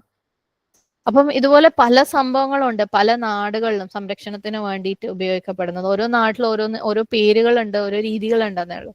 താവീസ്, ഹിജാബ് എന്നൊക്കെ പറഞ്ഞിട്ട് ഓരോ സാധനങ്ങളുണ്ട് ആളുകൾ കഴുത്തിൽ കെട്ടി തൂക്കുന്ന. പല ഓൺലൈൻ സൈറ്റുകളിലും ഇപ്പോഴും വാങ്ങാനൊക്കെ കിട്ടുന്നുണ്ട്, അപകടങ്ങൾ ഒഴിവാക്കുന്നതും ഒക്കെ ആയിട്ടുള്ള കാര്യങ്ങൾ. സുബ്ഹാനല്ലാഹ്, ഇസ്ലാമികമായിട്ട് ഇത് ഒന്നും തന്നെ എന്താണ് സ്വീകാര്യമല്ല. പിന്നെ ചില വെസ്റ്റേൺ സൊസൈറ്റികളിലും എന്താണ് മൊയലിന്റെ കാല്, പിന്നെ കുതിരയുടെ ഹോഴ്സ് ഷൂ, അങ്ങനെയുള്ള കുറച്ച് വിശ്വാസങ്ങളൊക്കെ ഉണ്ട്. അപ്പൊ അതൊക്കെ ഇട്ട് കഴിഞ്ഞാൽ, അതൊക്കെ എവിടെയെങ്കിലും അതിന്റെ ഒരു ചെറിയ ഫോം എവിടെയെങ്കിലും കെട്ടി തൂക്കി കഴിഞ്ഞാൽ ഓക്കെയാണ്. നമ്മളുടെ ഹിന്ദു വിശ്വാസത്തിലുള്ള താലി അല്ലെ, അതിന്റെ ചില താലിയുടെ അറ്റത്ത് ഈ ഒരു വളഞ്ഞിരിക്കുന്ന ഒരു എന്താ പറയാ കൊമ്പ് പോലത്തെ ഒരു സംഭവം കാണാം. അപ്പം ഇതൊക്കെ പല രീതിയിൽ ബഹുദൈവ വിശ്വാസികളിൽ നിന്ന് വന്നിട്ടുള്ള പല വിശ്വാസങ്ങളുടെ ഭാഗങ്ങളാണ്. ഇതിൽ എന്തെങ്കിലും നമ്മൾ ആരുടെങ്കിലും ഉപയോഗത്തിൽ ഉണ്ടെന്നുണ്ടെങ്കിൽ അതിന്റെ പിന്നിലുള്ള വിശ്വാസം എന്താണ്, വിശ്വാസത്തിന്റെ പേരിലാണെങ്കിൽ അതിനെ അങ്ങ് എന്താന്ന് ചിന്തിക്കാതെ അങ്ങ് ഒഴിവാക്കിയിട്ട്, പിന്നെ അത് അങ്ങനെയാണോ ഇങ്ങനെയാണോ, അങ്ങനെ ആയിട്ടുണ്ടെങ്കിൽ ഇങ്ങനെ ആവൂലേന്ന് വിചാരിച്ചിട്ട് അത് വെച്ചിട്ട് ആരും ഇരിക്കേണ്ട. നബി സല്ലല്ലാഹു അലൈഹി വസല്ലമ കാണിച്ചെന്ന രീതികളല്ല എന്നുണ്ടെങ്കിൽ നമ്മൾ സംരക്ഷണത്തിന് വേണ്ടിയിട്ടോ ചികിത്സയ്ക്ക് വേണ്ടിയിട്ടോ അങ്ങനത്തെ എന്തെങ്കിലും ഉപയോഗിക്കുന്നുണ്ടെങ്കിൽ അതങ്ങ് ഒഴിവാക്കിയേക്കും. അപ്പം ഖുർആനിക് വചനങ്ങൾ ഉപയോഗിച്ചിട്ടുള്ള സംരക്ഷണത്തിന്റെ കാര്യം പറയുമ്പോൾ സുബ്ഹാനല്ലാഹ്, ആളുകള് ഖുർആനെ നമ്പറാക്കി മാറ്റിയിട്ട് അലിഫ് എന്ന് പറഞ്ഞാൽ 1, ബ എന്ന് പറഞ്ഞാൽ 2, അങ്ങനെ ഒരു സിസ്റ്റം ഉണ്ട്. അത് ജൂതന്മാര് അവരുടെ ആൽഫബറ്റുകൾക്ക് ഒരു നമ്പർ സിസ്റ്റം കൊടുക്കുന്ന ഒരു രീതിയുണ്ട്, അബ്ജദിയ എന്ന് പറയും. അതിനകത്ത് അവർ ഓരോ ആൽഫബറ്റിനും ഓരോ നമ്പർ ഉണ്ട്. അപ്പൊ ഒരു നമ്പർ എഴുതി കഴിഞ്ഞാൽ ഇതിന്റെ അർത്ഥം ഇങ്ങനെയാണ്. നമ്മുടെ നാടുകളിലൊക്കെ എനിക്കൊന്ന് കുറെ കാലം മുമ്പേ ഉള്ളതാണ്, ഇപ്പോഴും ഉണ്ട്, വളരെ പോപ്പുലർ ആയിട്ടുള്ള ഒരു കാര്യം അല്ലെ, 786. അതിന്റെ അർത്ഥം ബിസ്മില്ലാഹി റഹ്മാനി റഹീം ആണെന്ന് അവകാശപ്പെടുന്നത്. സുബ്ഹാനല്ലാഹ്. മാത്രമല്ല അത് എവിടെയെങ്കിലും ഉണ്ടെങ്കിൽ എഴുതി കഴിഞ്ഞാൽ, അല്ലെങ്കിൽ ഇപ്പോൾ വണ്ടീന്റെ നമ്പർ പ്ലേറ്റിന് 786 നമ്പർ എങ്കിൽ അതെന്തോ സംഭവമാണെന്നും അതുകൊണ്ട് ഒരുപാട് ഗുണങ്ങൾ ബർക്കത്തുണ്ടാവും എന്നൊക്കെ വിചാരിക്കുന്നവരൊക്കെ ഉണ്ട്. സുബ്ഹാനല്ലാഹ്. ഇതേ 786 ഉപയോഗിച്ച് ഇതേ ആൽഫബറ്റ്സിനെ വെച്ചിട്ട് നമുക്ക് ദൈവം ഇല്ല, മുഹമ്മദ് ഒരു മാന്ത്രികനാണെന്നും എഴുതാൻ പറ്റുന്ന പറയപ്പെടുന്നത്. സുബ്ഹാനല്ലാഹ്. അപ്പം ഇതൊക്കെ പല രീതിയിൽ ആളുകളുടെ വിശ്വാസം ഷിർക്കിലേക്ക് എത്തിക്കുന്ന, ഓരോരോ സമൂഹത്തിൽ ഇതുപോലെ ഓരോരുത്തര് അറിവില്ലായ്മയുടെ പേരിലോ ഇനി തെറ്റിക്കാൻ വേണ്ടിയിട്ടോ ഒക്കെ കെട്ടിപ്പടച്ചുണ്ടാക്കിയ കാര്യങ്ങൾ. നമ്മളെ സംബന്ധിച്ചിടത്തോളം നമുക്ക് അൽഹംദുലില്ലാഹ് എപ്പോഴും മടങ്ങി ചെല്ലാൻ ഖുർആനും സുന്നത്തും ഉണ്ട്. അപ്പം പൂർവികന്മാര് പറഞ്ഞതിലെ നമ്മള് കഴിഞ്ഞ ആയത്തിൽ മനസ്സിലാക്കിയ പോലെ പൂർവികന്മാര് പറഞ്ഞത് അതേപോലെ വെള്ളം തൊടാതെ വിഴുങ്ങുമ്പം അതിന് തെളിവുകളുണ്ടോ, അതിന്റെ പിന്നിൽ എന്താണ് റീസൺ എന്ന് നമ്മൾ അന്വേഷിക്കുക. സുബ്ഹാനല്ലാഹ്. അപ്പം ഇവിടെ ഷിർക്ക് എന്ന് പറയുന്നത് ഇതിനൊരു നമ്പർ കൊടുക്കുക, അതായത് 786 എന്ന് പറയുമ്പം അറബിക് അക്ഷരങ്ങൾക്ക് നമ്പർ കൊടുക്കുക എന്നുള്ളതല്ല. ഇത് എന്താണ്, ഒരു ബിദഅത്താണ്. ഇങ്ങനെ ഒരു സംഭവം ഇല്ല തന്നെ, അല്ലെ? സുബ്ഹാനല്ലാഹ്. നബി സല്ലല്ലാഹു അലൈഹി വസല്ലമയുടെ കാലഘട്ടത്തിൽ ഇല്ലാത്ത ഒരു കാര്യമാണ്. അപ്പൊ അതൊരു ബിദഅത്താണ്. പല സഹാബാക്കളും ഇത്തരത്തിലുള്ള ബിദഅത്തുകൾക്കെതിരെ സംസാരിച്ചിട്ടുണ്ട്. അപ്പൊ ഖുർആനിക ആയത്തുകളെ ഈ ഒരു രീതിയിലൊന്നും ഉപയോഗിക്കാൻ വേണ്ടി അവരൊന്നും നമുക്ക് പഠിപ്പിച്ച് തന്നിട്ടില്ല. അതിനെ നമ്പറാക്കി, നമ്പർ എണ്ണി കണക്കാക്കി ആ നമ്പർ എവിടെയെങ്കിലും എഴുതാനൊന്നും അവര് പഠിപ്പിച്ചു തരാത്തത് പിന്നെ നമ്മളെന്തിനാ ഖുർആൻ അനാവശ്യമായ രീതിയിൽ യൂസ് ചെയ്യുന്ന? സുബ്ഹാനല്ലാഹ്. ഖുർആൻ എന്ന് പറയുന്നത് നമുക്കറിയാം അള്ളാഹു സുബ്ഹാനഹു തആലയുടെ കലാമാണ്, അള്ളാഹുവിന്റെ വാക്കാണ്, അല്ലെ? ഖുർആനിന് ഉറപ്പായിട്ടും മനുഷ്യന്മാരെ ഉപദ്രവത്തിൽ നിന്നും രക്ഷിക്കാനും പറ്റും, നന്മ കൊണ്ടുവരാനും പറ്റും. പക്ഷേ അത് എങ്ങനെയാണെന്ന് നമുക്ക് നബി സല്ലല്ലാഹു അലൈഹി വസല്ലമ കാണിച്ചു തന്നിട്ടുണ്ട്. അത് വഴിയായിരിക്കണം. അത് നമുക്ക് ഖുർആൻ അള്ളാന്റെ കലാമല്ലേ, ഖുർആനെ നമ്മളെ നാശത്തിൽ നിന്ന് രക്ഷിക്കാൻ പറ്റുമല്ലോ എന്ന് വെച്ചാൽ നമുക്ക് തോന്നിയ പോലെ ഉപയോഗിക്കലല്ല. നബി സല്ലല്ലാഹു അലൈഹി വസല്ലമ കാണിച്ചു തന്നിട്ടുണ്ട് എങ്ങനെയാണ് ഖുർആനെ നമ്മൾ ഇപ്രകാരം നമ്മുടെ ഗുണത്തിന് വേണ്ടിയിട്ട്, നമുക്ക് നന്മ ഉണ്ടാക്കാൻ വേണ്ടിയിട്ട്, നമ്മളിൽ നിന്നുള്ള തിന്മകൾ അകറ്റാൻ വേണ്ടിയിട്ട് ഉപയോഗിക്കേണ്ടതെന്ന്. അതുകൊണ്ടാണ് നമ്മൾ ഖുർആനിക മന്ത്രങ്ങൾ, ഖുർആനിക് ചാംസും, ഖുർആൻ എഴുതിയ ഏലസുകളെയും തകടുകളെയും പോലും എന്താണ് നമ്മൾ സുബ്ഹാനല്ലാഹ് നബി സല്ലല്ലാഹു അലൈഹി വസല്ലമ പഠിപ്പിച്ചു തന്ന പ്രകാരം നിഷേധിക്കുന്നത്, അല്ലെങ്കിൽ അത് പാടില്ല എന്ന് പറയുന്നത്. അത് നമ്മൾ അള്ളാഹുവില് ഡിപ്പെൻഡ് ചെയ്യാതെ, സത്യം പറയണമെങ്കിൽ ഇവിടെ അള്ളാഹുവിന്റെ കലാം, അള്ളാഹുവിന്റെ ഇൽമ, അള്ളാഹുവിന്റെ കാരുണ്യം, അതൊക്കെയാണ് ഖുർആൻ എന്ന് പറയുന്നത്, അല്ലെ? അതിൽ ഖുർആനില് ഡിപ്പെൻഡ് ചെയ്യുന്നതിലല്ല ഇവിടെ ഷിർക്ക്. പക്ഷെ എങ്ങനെ അതിനെ യൂസ് ചെയ്യുന്നു എന്നുള്ളതാണ് ഇവിടുത്തെ കാര്യം. കാരണം നബി സല്ലല്ലാഹു അലൈഹി വസല്ലമ ചെയ്തു കാണിച്ചിട്ടില്ലാത്ത ചില കാര്യങ്ങൾ നമ്മൾ ചെയ്യുമ്പോഴാണ് ഇവിടെ പ്രശ്നം വരുന്നത്. എങ്ങനെയാണ് ഖുർആൻ ഉപയോഗിക്കേണ്ടതെന്ന് നബി സല്ലല്ലാഹു അലൈഹി വസല്ലമ നമുക്ക് പഠിപ്പിച്ചു തന്നിട്ടുണ്ട്. ഖുർആൻ കൊണ്ട് നമുക്ക് എങ്ങനെയാണ് പ്രയോജനം ലഭിക്കുക, അല്ലെ? അല്ലാതെ ഈ പറഞ്ഞ പോലെ മന്ത്രത്തിലെ ഏലസിലൊന്നും കെട്ടിത്തൂക്കലല്ല, അതിനെ നമ്പർ കൊടുത്തിട്ട് ആ നമ്പർ എവിടെ എഴുതി വെക്കലല്ല, ഇനി ഖുർആനെ കെട്ടിപ്പിടിച്ച് ഉമ്മ വെച്ച് തലയിൽ വെച്ച് മേലുറച്ച് സുബ്ഹാനല്ലാഹ്, അങ്ങനെയൊക്കെ പല പല പല രീതികളും പല നാട്ടിൽ, പ്രത്യേകിച്ച് നമ്മൾ ഹജ്ജിനും ഉംറയ്ക്കൊക്കെ പോയി കഴിഞ്ഞാൽ പല നാട്ടിലുള്ള പല ആൾക്കാരും പലതും ചെയ്യുന്നത് കാണാം, അല്ലെ? അപ്പം ഇങ്ങനെയൊക്കെ ചെയ്യുന്നതായിരുന്നു ശരിയെങ്കിൽ നബി സല്ലല്ലാഹു അലൈഹി വസല്ലം കാണിച്ചു തരുമായിരുന്നു, സഹാബാക്കൾ അതിനെ ഏറ്റുപിടിക്കുമായിരുന്നു, അതിനുള്ള തെളിവുകൾ ഉണ്ടാവുമായിരുന്നു. പകരം നമ്മളെ നബി സല്ലല്ലാഹു അലൈഹി വസല്ലം പഠിപ്പിച്ചു തന്നു ഏതൊക്കെ സൂറത്തുകൾ, അല്ലെ, ഖുർആനിലുള്ള ഏതൊക്കെ സൂറത്തുകൾ നമുക്ക് നമ്മുടെ സംരക്ഷണത്തിന് വേണ്ടിയിട്ട് ഉപയോഗിക്കാം, അത് ഏതൊക്കെ സമയങ്ങളിൽ ദുആയിട്ട് ചെയ്യാം, അതാ നമുക്ക് പഠിപ്പിച്ചു തന്നിട്ടുള്ളത്, അല്ലെ? വേറെ ചില ഉദാഹരണങ്ങളാണ്. ആളുകള് മക്കയിലൊക്കെ പോയി കഴിഞ്ഞാൽ സംസം വെള്ളം കൊണ്ട് അവരുടെ കഫം പുടവ കഴുകി വെക്കും. എന്നിട്ട് അതിനകത്ത് അവര് മരിച്ചു കഴിഞ്ഞാല് അതിന് മറവ് ചെയ്ത് കഴിഞ്ഞാൽ അത് ടിക്കറ്റ്, സ്വർഗത്തിലേക്കുള്ള ടിക്കറ്റ് ആണെന്നാ വിശ്വാസം. സുബ്ഹാനല്ലാഹ്. അതുപോലെ മക്കയില് മഴ കളക്ട് ചെയ്ത് വെക്കും പോലും. സുബ്ഹാനല്ലാഹ്. അതായത് കഅബയുടെ മേലെ നിന്ന് വരുന്ന വെള്ളം കളക്ട് ചെയ്ത് വെക്കും. അതിന് എന്തൊക്കെയോ അത്ഭുതങ്ങൾ ചെയ്യാൻ പറ്റുന്നതാണ് വിശ്വാസം. സുബ്ഹാനല്ലാഹ്. സത്യം പറയണെങ്കിൽ അതിന്റെ മേലെ കൂടെ പക്ഷികൾ പറന്നു കഴിഞ്ഞാൽ, അല്ലെ, ആ ഒരു വെള്ളത്തിൽ എന്തൊക്കെ വൃത്തികേടുകൾ വരാം. സുബ്ഹാനല്ലാഹ്. ആ ഒരു സൈഡിൽ കൂടെ ഒക്കെ പക്ഷികൾ പറക്കുകയും വന്ന് നിൽക്കുകയൊക്കെ ചെയ്യാം. അപ്പം ഇങ്ങനെയുള്ള കുറേ അന്ധവിശ്വാസങ്ങളുണ്ട്. ശരിയാണ്, നമുക്ക് ആയത്തുൽ കുർസിയോ ഖുൽ ഹുവല്ലാഹു അഹദ്, അതുപോലെ സൂറത്തുകളിലെ ഖുൽ അഊദു ബിറബ്ബിൽ ഫലഖ്, അതൊക്കെ നമുക്ക് വെക്കാം, നമ്മുടെ കയ്യിൽ വെക്കാം. ഇനിയിപ്പോൾ വീട്ടിൽ തന്നെയും നിങ്ങൾ വെക്കുന്നുണ്ടെന്നുണ്ടെങ്കിൽ, അല്ലെങ്കിൽ വണ്ടികളിൽ വെക്കുന്നുണ്ടെന്നുണ്ടെങ്കിൽ അത് നിങ്ങൾ ഓതാനായിരിക്കുക, നിങ്ങളെ ഓർമ്മപ്പെടുത്താൻ വേണ്ടി ആയിരിക്കുക. അതിൽ തെറ്റില്ല, ഉദ്ദേശം വേറെയാണെങ്കിൽ. പക്ഷെ അത് വീട്ടിലോ വണ്ടിയിലൊക്കെ കെട്ടിത്തൂക്കി കഴിഞ്ഞു കഴിഞ്ഞാൽ അതിന് നമ്മളെ സംരക്ഷിക്കാൻ പറ്റും, അല്ലെങ്കിൽ അതിന് ബർക്കത്ത് കൊണ്ടുവരാൻ പറ്റും എന്നുള്ള വിശ്വാസമാണെങ്കിൽ അത് ശിർക്കാണ്. സുബ്ഹാനല്ലാഹ്. അപ്പം ആവിദത്തീൻ, ആയത്തുൽ കുർസിയൊക്കെ അല്ലേ, നമ്മളെല്ലാവരും നമ്മൾ ഒരു ദിവസത്തിൽ തന്നെ പലതവണ നബി സല്ലല്ലാഹു അലൈഹി വസല്ലമയുടെ സുന്നത്തിനനുസരിച്ച് നമ്മൾ ചെയ്യാറുണ്ട്. അതുപോലെ നമുക്ക് എന്തെങ്കിലും പ്രയാസങ്ങൾ വരുമ്പോൾ, രോഗങ്ങൾ വരുമ്പോൾ അല്ലേ, റുഖിയ പോലെ നമ്മൾ ചെയ്യാറുണ്ട്. കണ്ണിനെ മാറ്റാൻ വേണ്ടിയിട്ട്. ഇതൊക്കെ നബി സല്ലല്ലാഹു അലൈഹി വസല്ലമ പഠിപ്പിച്ചു തന്ന സുന്നത്തായ രീതികളാണ്. അപ്പം ഖുർആൻ ഉപയോഗിച്ചിട്ട് നമ്മൾ ചികിത്സിക്കുക, അല്ലെങ്കിൽ ഖുർആൻ ഉപയോഗിച്ച് ഭാഗ്യം തേടാനുള്ള, അല്ലെങ്കിൽ ഖുർആൻ ഉപയോഗിച്ചിട്ട് ഉപദ്രവങ്ങൾ നീക്കാനുള്ള ഒരേ ഒരു വഴി എന്ന് പറയുന്നത് ഖുർആനെ പാരായണം ചെയ്യുക, അല്ലെ, ദുആ ആയിട്ട് പാരായണം ചെയ്യുക, അല്ലാത്ത രീതിയിൽ പാരായണം ചെയ്യുക, അത് ജീവിതത്തിൽ പ്രായോഗികമാക്കുക എന്നുള്ളത് മാത്രമാണ്. സുബ്ഹാനല്ലാഹ്. ഇബ്നു മസ്ഊദ് റളിയല്ലാഹു അൻഹുവിൽ നിന്നുള്ള നിവേദനം നമുക്ക് അറിയാവുന്നതാണ്, അല്ലെ, നമുക്ക് എല്ലാവരും നമ്മളെപ്പോഴും പറയുന്നതാണ്. ഖുർആനിലെ ഒരു അക്ഷരം വല്ലവനും പാരായണം ചെയ്യുന്നത് പക്ഷം അവനൊരു നന്മ ലഭിക്കും. ഏതൊരു നന്മയ്ക്കും 10 ഇരട്ടിയാണ് പ്രതിഫലം. അലിഫ് ലാം മീം, അല്ലെ, അത് ഒരു അക്ഷരമാണെന്ന് ഞാൻ പറയുന്നില്ല, പക്ഷെ അലിഫ് ഒരു അക്ഷരം, ലാം ഒരു അക്ഷരം, മീം മറ്റൊരു അക്ഷരമാണ്. അപ്പം ഇതിനപ്പുറത്ത് ഖുർആനെ പാരായണം ചെയ്തിട്ടും ഖുർആൻ ജീവിതത്തിലേക്ക് കൊണ്ടുവന്നിട്ടും അല്ലാതെ ഖുർആൻ കൊണ്ട് എന്തോ നന്മ എളുപ്പത്തിൽ അങ്ങോട്ട് കിട്ടാം. ആളുകളുടെയൊക്കെ പ്രശ്നം എളുപ്പമാട്ടോ, വേഗം കാര്യം നടക്കണം. സുബ്ഹാനല്ലാഹ്. സത്യം പറയുകയാണെങ്കിൽ ഖുർആൻ പഠിച്ച് ജീവിതത്തിലേക്ക് പ്രാവർത്തികമാക്കിയാൽ കിട്ടാൻ പോകുന്നതിനേക്കാളും വലിയൊരു നന്മ ഒന്നുകൊണ്ടും കിട്ടൂല. ഈ ഏലസോ മന്ത്രോ തകിടോ ഒക്കെ ഉപയോഗിക്കുന്നവരുടെ ജീവിതത്തിൽ എന്തെങ്കിലും പ്രശ്നങ്ങൾ മാറി കണ്ടിട്ടുണ്ടോ? സുബ്ഹാനല്ലാഹ്. അതേസമയം ഖുർആനെ മനസ്സിലാക്കി ജീവിതത്തിലേക്ക് ഒന്ന് അപ്ലൈ ചെയ്ത് തുടങ്ങി നോക്കൂ, ഇത്രയും മനോഹരമായ ഒരു ജീവിതം നമുക്ക് വേറെ ഒന്നിൽ നിന്നും കിട്ടൂല.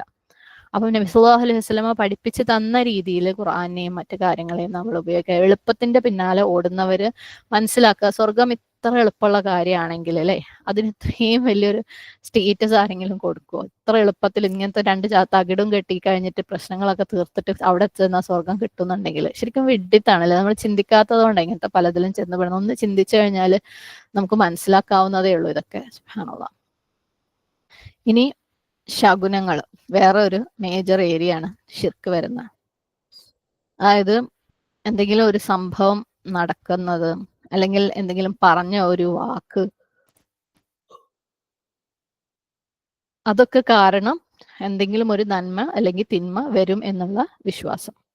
അത് ഒരു തരത്തില് എന്താണ്, ഒരു പ്രവചനം പോലെയാണ്, ഭാവി പ്രവചനം പോലെയുള്ള ഒരു കാര്യമാണ്. എന്തെങ്കിലും ഒരു കാര്യം നടന്നതുകൊണ്ട് ഇങ്ങനെ ആവും, അത് പറഞ്ഞത് കൊണ്ട് ഇങ്ങനെ ആവും എന്നൊക്കെ പറയുന്നത്. സല്ലല്ലാഹു അലൈഹി വസല്ലമയുടെ കാലത്ത് ആൾക്കാർക്ക് ഇങ്ങനെ ഒരു രീതി ഉണ്ടായിരുന്നു. അതായത് പക്ഷികള്, അതായത് ജാഹിലിയ കാലത്തെ ഉള്ള വിശ്വാസമാണ് കേട്ടോ. ഇങ്ങനെ പക്ഷികൾ ഇങ്ങനെ അവരിങ്ങനെ യാത്രയ്ക്ക് പുറപ്പെട്ടു കഴിഞ്ഞാല് പക്ഷികളെ നോക്കും. പക്ഷികൾ ഇങ്ങനെ പോകുന്ന വഴിക്ക് അവര് വലത്തോട്ട് തിരിഞ്ഞ് പറന്നു കഴിഞ്ഞാല് നല്ലതാണ്, യാത്ര തുടങ്ങാൻ നല്ലതാണ്. പക്ഷെ ഇടത്തോട്ടാണ് പക്ഷി തിരിഞ്ഞതെങ്കിൽ പിന്നെ ആ യാത്ര തുടങ്ങാൻ പാടില്ല. അപ്പം ഈ ഒരു പ്രാക്ടീസിനെ തിയാറ എന്നാണ് വിളിച്ചിട്ടുള്ളത്. തിയാറ എന്ന് പറഞ്ഞാൽ തായ്റ പക്ഷിയാണല്ലോ. പക്ഷിയുമായിട്ട് ബന്ധപ്പെട്ടതെല്ലാം പല രീതിയിൽ, പക്ഷികളുടെ മാത്രമല്ല പല രീതിയിലുള്ള മൃഗങ്ങളുടെ മൂവ്മെന്റ്സും മൃഗങ്ങൾ ചെയ്യുന്ന പല കാര്യങ്ങളും ഒക്കെ ഇതിനകത്ത് പെട്ടിട്ടുണ്ട്. പല രീതിയിലുള്ള ശകുനങ്ങൾ ഇതിനകത്ത് പെട്ടിട്ടുണ്ട്. ഇപ്പൊ നമ്മുടെ നാട്ടിൽ ഇഷ്ടം പോലെ ഉണ്ട് ഇതുപോലത്തെ, അല്ലെ, കാക്ക വിരുന്ന് വിളിക്കുന്നത്, ഒറ്റ മൈന, 2 മൈന, 3 മൈന, കറുത്ത പൂച്ച കുറുകെ ചാടുന്നത്, പല്ലിന്റെ നാവ് ഉപയോഗിച്ച് സാധാരണ ഉണ്ടാക്കുന്ന ശബ്ദമാണ് പല്ലി ചലയ്ക്കുന്നത്, അല്ലെ, സുബ്ഹാനല്ലാഹ്. അതുപോലെ ഒരുപാട് വിശ്വാസങ്ങൾ, അന്ധവിശ്വാസങ്ങൾ ശകുനങ്ങളുടെ മേലിൽ നമ്മുടെ നാട്ടിലും ഉണ്ട്. പിന്നെ വെസ്റ്റിലേക്ക് ഈസ്റ്റിലേക്കൊക്കെ പോകുമ്പം അവിടെ ഓരോ നാട്ടിലും ഉണ്ട്. ഇനി ആ നാടുകളിൽ നിന്ന് നമ്മളെ അടുത്തേക്ക് വന്നത്, നമ്മളെ അടുത്ത് നിന്ന് അങ്ങോട്ട് പോയതൊക്കെ ആയിട്ട് ഇഷ്ടം പോലെ ഉണ്ട്. ചിലതൊക്കെ രൂപാന്തരം പ്രാപിച്ചു പോയതും ഉണ്ട്. ഇപ്പം ചിലരിങ്ങനെ മരത്തിന്റെ മുകളിൽ കൊട്ടും, ടച്ച് വുഡ്. അതാണ് എന്താണ്, കണ്ണു പറ്റാതിരിക്കാൻ വേണ്ടിയിട്ട്, അല്ലെങ്കിൽ എന്തെങ്കിലും ഒരു കാര്യം ആഗ്രഹിച്ചാൽ അത് നടക്കാൻ വേണ്ടിയിട്ട്. സുബ്ഹാനല്ലാഹ്. ഇത് വളരെ പുരാതന കാലത്ത് സ്കാൻഡിനേവിയൻസ്, അവർക്ക് ദൈവം ആയിരുന്നു മരം.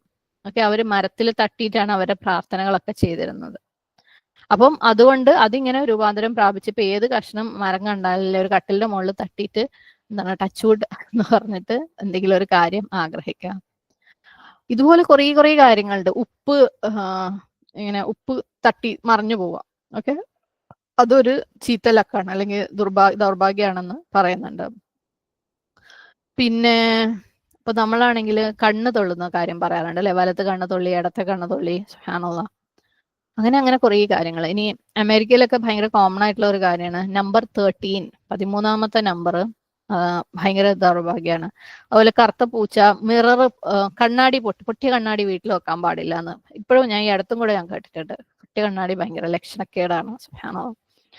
അപ്പൊ ഈ നമ്പർ 13ന്റെ കാര്യം പറയുമ്പോൾ അവിടെയൊക്കെ മിക്ക ഫ്ലാറ്റുകളിലും അല്ലെങ്കിൽ അപ്പാർട്ട്മെന്റ് നോക്കിക്കഴിഞ്ഞാൽ ഫ്ലോർ നമ്പർ പോലും 10, 11, 12 കഴിഞ്ഞാൽ പിന്നെ 14ആണ്. 13ാമത്തെ ഫ്ലോർ നമ്പർ പോലും അവിടെ ഉണ്ടാവൂല. ഇനി അഥവാ ഉണ്ടെങ്കിൽ ആൾക്കാർ റെന്റിന് എടുക്കൂല അവിടെ. അത്രക്ക് ദുർഭാഗ്യമാണ് നമ്പർ 13. എന്നാൽ ചൈനയിൽ നമ്പർ 13 ഭയങ്കര ഭാഗ്യമാണ്. അങ്ങനെ ഒരുപാട് കാര്യങ്ങൾ. ഇതിന്റെ ഒറിജിൻ എന്ന് വെച്ചാല് യേശുക്രിസ്തുവിന്റെ അവസാനത്തെ അത്താഴത്തിനെ കുറിച്ചുള്ള അവരുടെ വിശ്വാസം.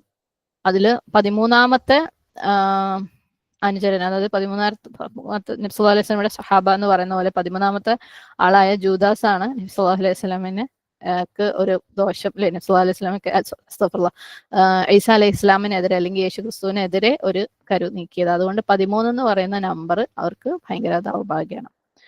ഇത് അപ്പോളോ എന്ന് പറഞ്ഞിട്ട്, അപ്പോളോ 13 നാസയിലെ ചന്ദ്രനിൽ ഇറങ്ങാൻ വേണ്ടിയിട്ട് ഉണ്ടാക്കിയിട്ടുള്ള ഒരു സ്പേസ് ക്രാഫ്റ്റ് ആയിരുന്നു. സുബ്ഹാനല്ലാഹ്. അത് സക്സസ്ഫുൾ ആയില്ല. അതിന്റെ ഒരു ഓക്സിജൻ ടാങ്ക് എക്സ്പ്ലോഡ് ചെയ്തിട്ട് ആ സംഭവം, ആ ഒരു മിഷൻ ഫെയിൽ ആയിപ്പോയി. അപ്പം എല്ലാവർക്കും ഭയങ്കര പേടിയായിരുന്നു. കാരണം ഇതിന്റെ പേര് അപ്പോളോ 13 എന്നാണല്ലോ. സുബ്ഹാനല്ലാഹ്. ഇത് ശാസ്ത്രജ്ഞന്മാര് പോലും പറഞ്ഞത് നമ്മളത് ഇതിന്റെ മുമ്പേ ചിന്തിക്കണമായിരുന്നു. 13 നമ്പർ ഇടാൻ പാടില്ലായിരുന്നു. മാത്രമല്ല അത് എടുത്തത്, അത് സ്റ്റാർട്ട് ചെയ്തത് അല്ലെങ്കിൽ ആ റോക്കറ്റിനെ ആദ്യമായിട്ട് വിട്ടത് 13-ാം തീയതി ഉച്ചയ്ക്ക് 1:13 പോലും. സുബ്ഹാനല്ലാഹ്. ഇതുപോലെ 13 എന്ന് പറയുന്ന നമ്പറിന് അതിനോടുള്ള ഒരു ഭയങ്കര എക്സ്ട്രീം ആയിട്ടുള്ള ഒരു വിശ്വാസം പല സമൂഹങ്ങളിലും ഉണ്ട്. പല ഇതുപോലുള്ള ശകുനങ്ങളിലുള്ള വിശ്വാസം. ആ സമയത്ത് അവര് എപ്പോഴും പൊക്കിപ്പിടിക്കുന്നല്ലേ, ദീനിന് എതിരെ പോലും ഇവരെ പൊക്കിപ്പിടിക്കുന്ന ഒരു കാര്യമാണ് സയൻസ്. അവിടെ അവർ സയൻസ് പോലും, അതായത് ഒരു ഓക്സിജൻ ടാങ്ക് എക്സ്പ്ലോഡ് ചെയ്തിട്ടുണ്ടെങ്കിൽ അതിനൊരു റീസൺ ഉണ്ടാവുന്നുള്ള ആ സയൻസ് പോലും മറന്നിട്ട് അവരതിന് കണ്ടെത്തിയ റീസൺ ആണ്. ഇതിന്റെ പേര് നമ്പർ 13 ആയതുകൊണ്ടാണ് ഈ പ്രശ്നം വന്നത്. അപ്പം ശകുനങ്ങൾ, സുബ്ഹാനല്ലാഹ്, എന്തെങ്കിലും ഒരു വിശ്വാസം അത് തൗഹീദിനെതിരെ പോകുമ്പോൾ, അല്ലേ, അത് ശിർക്കാണ്. അത് അള്ളാന്റെ ഖദർ, സുബ്ഹാനല്ലാഹ്, സൃഷ്ടികൾ തീരുമാനിക്കുകയാണെന്ന് വരുത്തി തീർക്കലാണ്, അല്ലെ. ഇങ്ങനെ ചെയ്തതുകൊണ്ട് അങ്ങനെ ആയി എന്ന് പറയുമ്പോൾ അള്ളാഹു സുബ്ഹാനഹു തആലയുടെ ഖദറിനെതിരെ, ഖദറിന്റെ മേലേക്ക് സൃഷ്ടികൾക്ക് പവർ കൊടുക്കുകയാണ്. സല്ലല്ലാഹു അലൈഹി വസല്ലമ എല്ലാ ശകുനങ്ങളെയും എന്താണ് ശിർക്കുകളായിട്ട് കണക്കാക്കിയിട്ടുണ്ട്. തിയാറ നമ്മൾ പറഞ്ഞു, പക്ഷികളുടെ പേരിൽ ഉള്ള ശകുനങ്ങൾ, അത് ശിർക്കാണ്.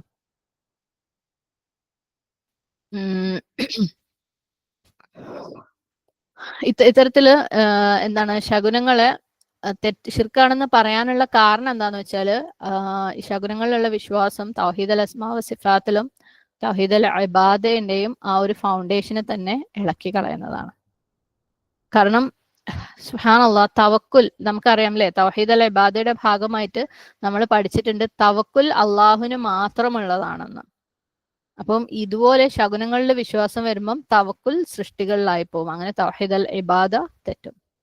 അതേപോലെ ഒരു മനുഷ്യനോ അല്ലെങ്കിൽ എന്തെങ്കിലും രീതിയിലുള്ള ഒരു സൃഷ്ടികൾക്കോ, അല്ലെ, ഒരു കുതിരക്കോ ഒരു പശുവിനോ ഒരു പൂച്ചയ്ക്കോ ഒക്കെ എന്താണ് ഖദറിൽ മാറ്റം വരുത്താൻ പറ്റും എന്ന് വിശ്വസിക്കുമ്പോൾ സുബ്ഹാനല്ലാഹ്, അത് തൗഹീദുൽ അസ്മാ വ സിഫാത്തിന്റെയും അടിസ്ഥാനം ഇല്ലാണ്ടായി പോവാണ്. അല്ലെങ്കിൽ തൗഹീദുർ റുബൂബിയ്യയുടെ പോലും അടിസ്ഥാനം ഇല്ലാതായി പോവാണ്. അപ്പം അങ്ങനെ ഇതെല്ലാം ശിർക്കിൽ പെടുകയാണ്, ഇത്തരത്തിലുള്ള എല്ലാ കാര്യങ്ങളും. ഇനി ശകുനങ്ങളെ സംബന്ധിച്ച് ചില റിപ്പോർട്ടുകൾ, ഹദീസുകളുണ്ട്, ആളുകൾ തെറ്റായിട്ട് വ്യാഖ്യാനം കൊടുത്തിട്ടുള്ള ഹദീസുകൾ. സുബ്ഹാനല്ലാഹ്. നബി സല്ലല്ലാഹു അലൈഹി വസല്ലമയുടെ ഒരു റിപ്പോർട്ട് ഉണ്ട്. അതായത് ശകുനങ്ങൾ 3 കാര്യങ്ങളിലാണ്: സ്ത്രീ, ഒട്ടകം, വീട്. സ്ത്രീകൾ, ഒട്ടകങ്ങൾ, വീട്. അപ്പം ആളുകൾ ഇതെല്ലാം ശകുനങ്ങളാണ്, അപ്പൊ ശകുനങ്ങൾ ഉണ്ടെന്നാണ് നബി സല്ലല്ലാഹു അലൈഹി വസല്ലമ പറഞ്ഞതെന്ന് വിശ്വസിച്ചുകൊണ്ട് അങ്ങനെ ശകുനങ്ങളെ ആക്സെപ്റ്റ് ചെയ്യാൻ വേണ്ടി, കാരണം ഇതുപോലെയുള്ള എന്ത് കാര്യവും ശരിയാണെന്ന് വാദിക്കുന്നവർക്ക് അത് ശരിയാക്കാൻ വേണ്ടി ഇതുപോലെ എന്തെങ്കിലും ഒരു സംഭവം അവർ പൊക്കി പിടിച്ചുകൊണ്ട് വരും. എന്നാൽ ഈ ഒരു ഹദീസിനെ ആയിഷ റളിയല്ലാഹു അൻഹ നിഷേധിച്ചിട്ടുണ്ട്. ആര് ഇപ്രകാരം പറഞ്ഞോ അവർ കളവാണ് പറഞ്ഞതെന്നാണ് പറയുന്നത്. എന്നിട്ട് സൂറത്തു ഹദീദിലുള്ള 22ാമത്തെ ആയത്ത് അവര് ഓതുണ്ടായി. മാ അസാബ മിൻ മുസീബത്തിൻ ഫിൽ അർദി വലാ ഫീ അൻഫുസികും ഇല്ലാ ഫീ കിതാബിൻ മിൻ ഖബ്ലി അൻ നബ്റഅഹ ഭൂമിയിലോ നിങ്ങളുടെ ദേഹങ്ങളിൽ തന്നെയോ യാതൊരു ആപത്തും ബാധിക്കുകയുണ്ടായിട്ടില്ല, അതിനെ നാം ഉണ്ടാക്കുന്നതിന് മുമ്പ് തന്നെ ഒരു രേഖയിൽ ഉൾപ്പെട്ട് കഴിഞ്ഞതായിട്ടല്ലാതെ. അപ്പം ഇത്തരത്തിൽ ശകുനങ്ങൾ ഉണ്ടെന്ന്, അതായത് ഒട്ടകത്തിലും സ്ത്രീകളിലും വീടുകളിലുമാണ് ശകുനങ്ങൾ ഉണ്ട് എന്ന് പറഞ്ഞ് ശകുനങ്ങൾ ഉണ്ടെന്ന് വാദിക്കുന്നവരെ നിഷേധിച്ചുകൊണ്ട് ഐഷ റളിയല്ലാഹു അൻഹ ഈ ഒരു ആയത്ത് ഓതുകയാണ് ചെയ്തിട്ടുണ്ടായത്. എന്തായാലും ഈ ഒരു ഹദീസ് സൗണ്ട് തന്നെയാണ്, സഹീഹ് തന്നെയാണ്. പക്ഷെ അതിനെ മനസ്സിലാക്കേണ്ടത് വേറൊരു ഹദീസ്, ഇതേ ഒരു കോൺസെപ്റ്റ് പറയുന്ന വേറൊരു ഹദീസിന്റെ എക്സ്പ്ലനേഷൻ വെച്ചിട്ടാണ്. ബുഖാരിയിൽ തന്നെ വന്ന വേറൊരു റിപ്പോർട്ടാണ്. സല്ലല്ലാഹു അലൈഹി വസല്ലം പറഞ്ഞു, എന്തെങ്കിലും കാര്യങ്ങളിൽ ദുശകുനം ഉണ്ടായിരുന്നെങ്കിൽ അത് എന്താണ്, ഇവിടെ കുതിരകളിൽ നിന്നും ഒട്ടകങ്ങളിൽ നിന്നും പറയുന്നുണ്ട് കേട്ടോ, കുതിരകളിലും സ്ത്രീകളിലും താമസ സ്ഥലങ്ങളിലും ആകുമായിരുന്നു. ഇപ്പൊ പല ഹദീസുകളും നമ്മൾ വായിച്ചത് അതുപോലെ വിഴുങ്ങുമ്പോൾ ആ ഹദീസിന്റെ വിശദീകരണത്തിൽ നമ്മൾ മനസ്സിലാക്കേണ്ട എന്തെങ്കിലും ഉണ്ടാവും. ഹദീസ് പണ്ഡിതന്മാർ വിശദീകരിച്ചു വെച്ചിരിക്കുന്നത്. അപ്പൊ ഈ നേരത്തെ പറഞ്ഞ ഹദീസിനെ വിശദീകരിച്ചിരിക്കുന്നത് ഈ ഒരു ഹദീസിന്റെ സപ്പോർട്ടിലാണ്. എന്തിലെങ്കിലും ശകുനങ്ങൾ ദുശകുനങ്ങൾ ഉണ്ടാകുമായിരുന്നെങ്കിൽ അത് സ്ത്രീകളിലും കുതിരകളിലും അല്ലെങ്കിൽ ഒട്ടകങ്ങളിലും വീടുകളിലും ആകുമായിരുന്നു. അത് വെച്ചിട്ടാണ് ഈ ഒരു ഹദീസിനെ വിശദീകരിക്കേണ്ടത്.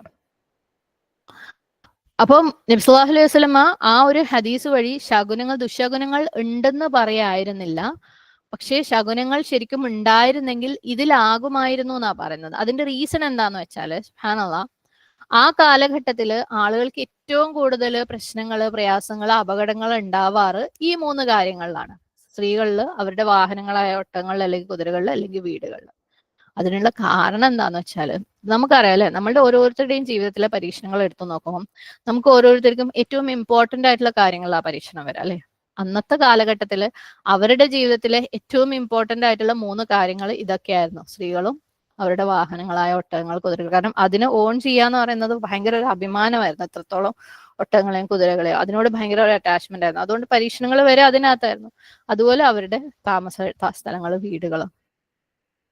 അപ്പം അതുകൊണ്ടാണ് പറഞ്ഞത് എന്തെങ്കിലും ഒരു ശകുനം ഉണ്ടാവുമായിരുന്നെങ്കിൽ ഇതിൽ 3ലും ആകുമായിരുന്നു. അപ്പം സുബ്ഹാനല്ലാഹ്, പലതും നമ്മൾ ചിന്തിക്കാനുണ്ട്, മനസ്സിലാക്കാണ്ട്. ആരൊക്കെയോ എന്തൊക്കെയോ പറയുന്നതിന്റെ പിന്നാലെ പോകുമ്പോൾ ശരിക്കും ചിന്തിച്ച് ശ്രദ്ധിച്ച് അള്ളാഹു സുബ്ഹാനഹു വ തആല അടുത്ത് ദുആ ചെയ്യപ്പോഴും ശിർക്കിൽ പെട്ടുപോകാതിരിക്കാൻ വേണ്ടിയിട്ട്. അതുകൊണ്ട് തന്നെ നബി സല്ലല്ലാഹു അലൈഹി വസല്ലമ ഈ 3 കാര്യങ്ങളുടെ കാര്യത്തിൽ പ്രത്യേകിച്ച് ഒരു ദുആ പഠിപ്പിച്ചു തന്നിട്ടുണ്ട്. ഇങ്ങനെയുള്ള 3 കാര്യങ്ങൾ, അതായത് സ്ത്രീകളെ സ്വന്തമാക്കുമ്പോൾ, അതായത് വിവാഹം കഴിച്ചിട്ടോ അന്നത്തെ കാലത്താണെങ്കിൽ വലങ്കൈ ഉടമപ്പെടുത്തുന്ന സ്ത്രീകളുണ്ടായിരുന്നു. അങ്ങനെ സ്ത്രീകളെ സ്വന്തമാക്കുമ്പോൾ, അല്ലെങ്കിൽ വാഹനങ്ങൾ, അവരുടെ വാഹനങ്ങൾ എന്ന് പറയുന്നത് ഒട്ടകം, കുതിര പോലെയുള്ള അതിനെ സ്വന്തമാക്കുമ്പോൾ, അല്ലെങ്കിൽ വീട് സ്വന്തമാക്കുമ്പോൾ ഒരു ദുആ നബി സല്ലല്ലാഹു അലൈഹി വസല്ലമ പഠിപ്പിച്ചതായിട്ട് അബ്ദുല്ലാഹി ഇബ്നു അമർ റളിയല്ലാഹു അൻഹു പറഞ്ഞിട്ടുണ്ട്. ആ ഒരു ദുആ എന്ന് പറയുന്നത്, അല്ലാഹുമ്മ ഇന്നി അസ്അലുക മിൻ ഖൈരിഹ വ ഖൈറ മാ ജുബിലത് അലൈഹി വ അഊസു ബിക മിൻ ശർരിഹ വ ശർരി മാ ജുബിലത് അലൈഹി. അല്ലാഹുവേ, ഇതിലുള്ള നന്മയെ, ഓക്കെ, ഇതിപ്പം സ്ത്രീ ആണെങ്കിൽ അവളിലുള്ള നന്മയെ, അതുപോലെ അവൾ എന്തിനോടാണോ ചാഞ്ഞിരിക്കുന്നത്, അതായത് അവളുടെ മനസ്സിൽ എന്തിനോടാണോ ചായ്വുള്ളത് അതിലുള്ള നന്മയെയും ഞാൻ ചോദിക്കുന്നു. അതേപോലെ ഇതിലുള്ള തിന്മയെയും ഷെറിനെയും അതിന്റെ എന്താണ്, അത് എന്തിനോടാണോ ചാഞ്ഞിരിക്കുന്നത് അതിനുള്ള ഷെറിൽ നിന്നും ഞാൻ നിന്നോട് ശരണം തേടുന്നു. അപ്പം ഒരു ഒട്ടകത്തിനെയോ ഒരു കുതിരേനെയോ ഒക്കെ വാങ്ങുമ്പോൾ ഈ ഒരു ദുആ, അതിന്റെ ഫോർലോക്ക്, അതായത് അതിന്റെ ആ ഒരു ഏറ്റവും മുകളിലുള്ള പാർട്ട് പിടിച്ചിട്ട് ഈ ഒരു ദുആ ചൊല്ലാൻ വേണ്ടി നബി സല്ലല്ലാഹു അലൈഹി വസല്ലം പറയായിരുന്നു. അതുപോലെ വീടുകളിൽ പ്രവേശിക്കുമ്പോൾ അഊദു ബി കലിമാത്തില്ലാഹി തഅമതി മിൻ ശർരി മാ ഖലഖ്, ഈ ഒരു ദുആയും പറയാൻ വേണ്ടിയിട്ട് നബി സല്ലല്ലാഹു അലൈഹി വസല്ലം പഠിപ്പിച്ചിട്ടുണ്ട്. ഇനി വേറൊരു റിപ്പോർട്ടുണ്ട്, ഇതുപോലെ ശകുനങ്ങളെ സപ്പോർട്ട് ചെയ്യുന്നതാണെന്ന് തോന്നിപ്പിക്കുന്ന, അല്ലെങ്കിൽ സപ്പോർട്ട് ചെയ്യുന്നതായിട്ട് ആളുകൾ പറയുന്ന വേറൊരു റിപ്പോർട്ടുണ്ട്. അനസ് ഇബ്നു മാലിക് റളിയല്ലാഹു അൻഹു റിപ്പോർട്ട് ചെയ്തിട്ടുള്ള ഒരു ഹദീസിനകത്ത് യഹ്യ ഇബ്നു സഈദ് പറഞ്ഞതായിട്ട് പറയുന്നുണ്ട്. ഒരു സ്ത്രീ നബി സല്ലല്ലാഹു അലൈഹി വസല്ലമയുടെ അടുത്ത് വരും. നബി സല്ലല്ലാഹു അലൈഹി വസല്ലമ അടുത്ത് പറയും, ഒരു വീടുണ്ട്, അവിടെയുള്ള ആളുകളും ഒക്കെ എന്താ പറയാ, ഭയങ്കര റിച്ച് ആയിരുന്നു, ഒരുപാട് സമ്പത്തിന്റെ ഉടമസ്ഥരായിരുന്നു, ധാരാളം ഉണ്ടായിരുന്നു ആ വീട്ടില്. പക്ഷെ കുറെ ആളുകളുള്ള ഒരു വീടാണ്. കുറെ കാലം കഴിഞ്ഞപ്പോൾ ആൾക്കാർ ഇങ്ങനെ മരിച്ച് അവിടുത്തെ സമ്പത്തുകൾ ക്ഷയിച്ചു തുടങ്ങി. ആകെ കൂടെ ഒരു ക്ഷയിച്ച ഒരു അവസ്ഥയിലാണ്. അവർക്ക് ആ വീട് വിടാൻ പറ്റുമോ?